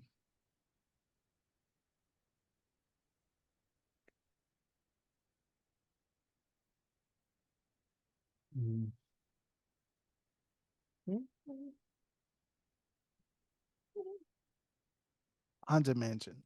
Okay. Ooh, Haunted Mansion. Sorry. Haunted Mansion. It's All the right. horror fan in you coming out. All right. So we got Forbidden Journey going against Rise of the Resistance. I feel like this is too technological. It's crazy. So, without even thinking of it, the left side of the bracket was all like classic attractions, and the final two were both dark rides. Yeah. Classic versus modern dark rides. And then on the right side, we have two like modern day marvels that have made it to the end, which I think were both innovators in like not innovators, but like huge IP based attractions. That's crazy. But we have Forbidden Journey versus Rise. So yeah. Forbidden Journey works. Forbidden Journey moves for me. Thank you. Thank you. Chris?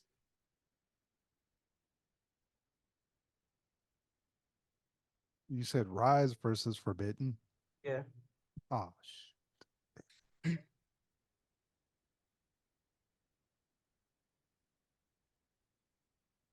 um,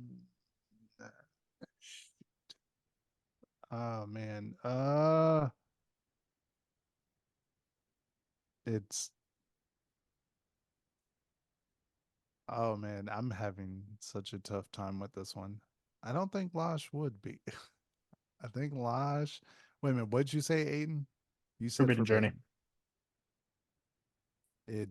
It probably won't matter what I'm gonna vote, but I'm gonna say Rise. I hate to say that you're right, Chris, but you're right. Forbidden Journey. So we have the best classic dark ride versus the best modern dark ride. Who'd have look at us? Look at us. And after about 4.5 hours, we have made it to the finale. Extended cut.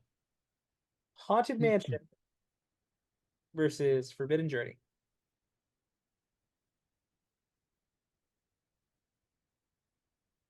I feel like it will only be fair to let the guest that has been in the hot seat also Make the first call. first choice. So Thank you. Haunted Mansion, a Forbidden Journey. Yeah.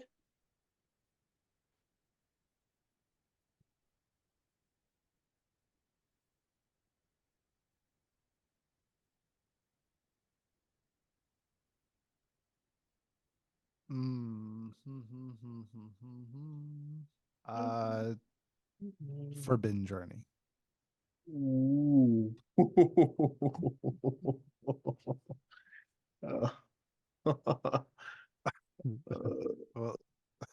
I think I'm solo on this island. Are you?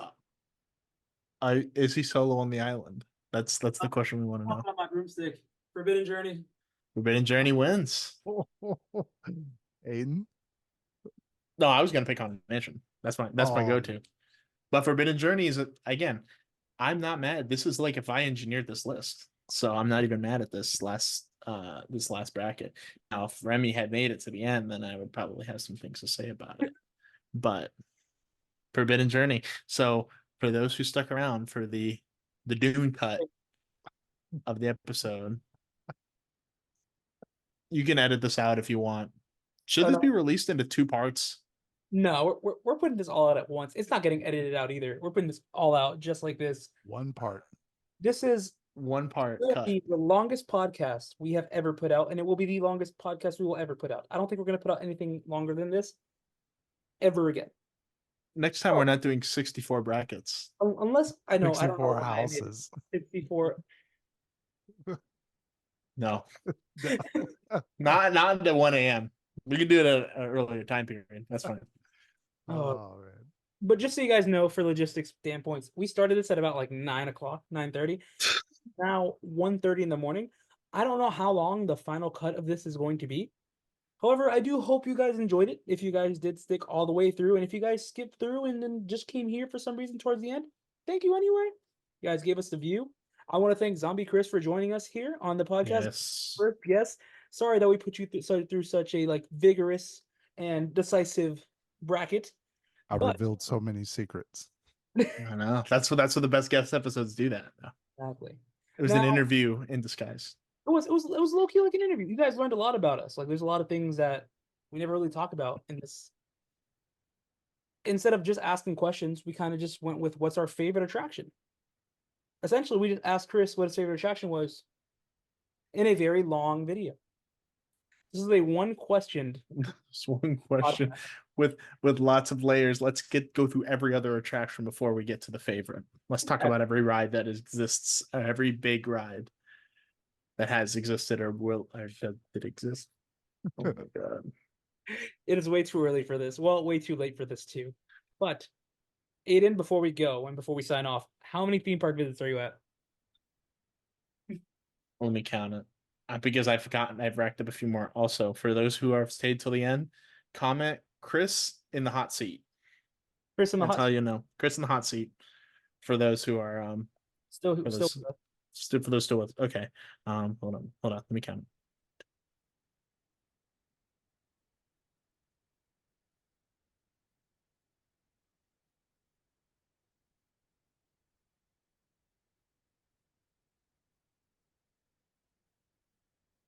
$13. 13? I think there's 4 since the last time because it was Hollywood, and then it was Universal. I don't remember. I park hopped because I went to Islands to try do Circus McGurkus again. Pizza Pasta is where to go. For those who haven't been, Pizza Pasta is the move. And then Universal, and then the day we went, where we just went to Universal. Okay. which was last weekend. So, yeah, I think if I counted that right. What about you? Last Where time we we went at? to the park, I think the last park I went to was Epcot. No, I don't remember. I'm at 14. I'm at 14. Okay. But I mean, we're going through this. I ended up making a whole spreadsheet now this year, which has the date, the theme park, the attraction, where I'm sitting, the Yeah, time, that's crazy. and the song and or score that I get. And so far, if you guys are wondering, my most ridden attraction is VillainCon. If that was a surprise at all. Villain Con. That's where it's at. Chris, how many theme park visits are you at this year? This year,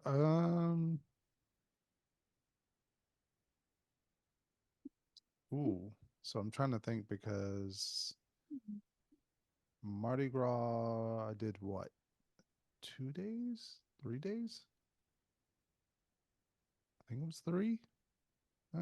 So I'm probably at, I want to say, oh no, yeah, like 5 or 6. We like it. We like to see it. Nice. That's where it's at. Yes. I would like to thank Chris again. Yes. Thank you for joining us. Thank you for being with us on this about as long as Horror Nights would be interview podcast episode.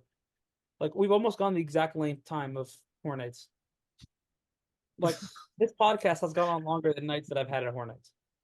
I would like to let that be known as well. And to any future guests, it will not be this Will long. not be this long. So we're never getting guests. So this is the first and last guest episode we're gonna have. They're gonna be like, I'm not being on here for 4 hours talking about theme park rides. The next bracket is going to be 128. It's going to be so much fun. Come on in. 24-hour stream. 24. You know what? Got to be like Disney on Leap Day. Oh yeah.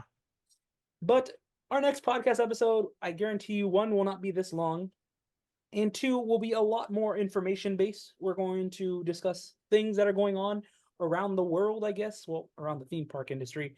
And if you've been in this far, thank you again. You guys are amazing. You guys know what to comment because Aiden told you, and if you don't know, go back a couple minutes and you'll remember. But do me a huge favor, subscribe to us. Subscribe to all of our personal channels as well, because, well, all of us are amazing. And if you guys don't know, Zombie Chris is a huge inspiration to a lot of Horror Nights content creators. So if you guys aren't already subscribed to him, what are you doing? Yeah, what are we doing? Like, do me a favor, get that man to 8K. Get him to 8,000. Yeah. I want it. Yeah, let's make it happen.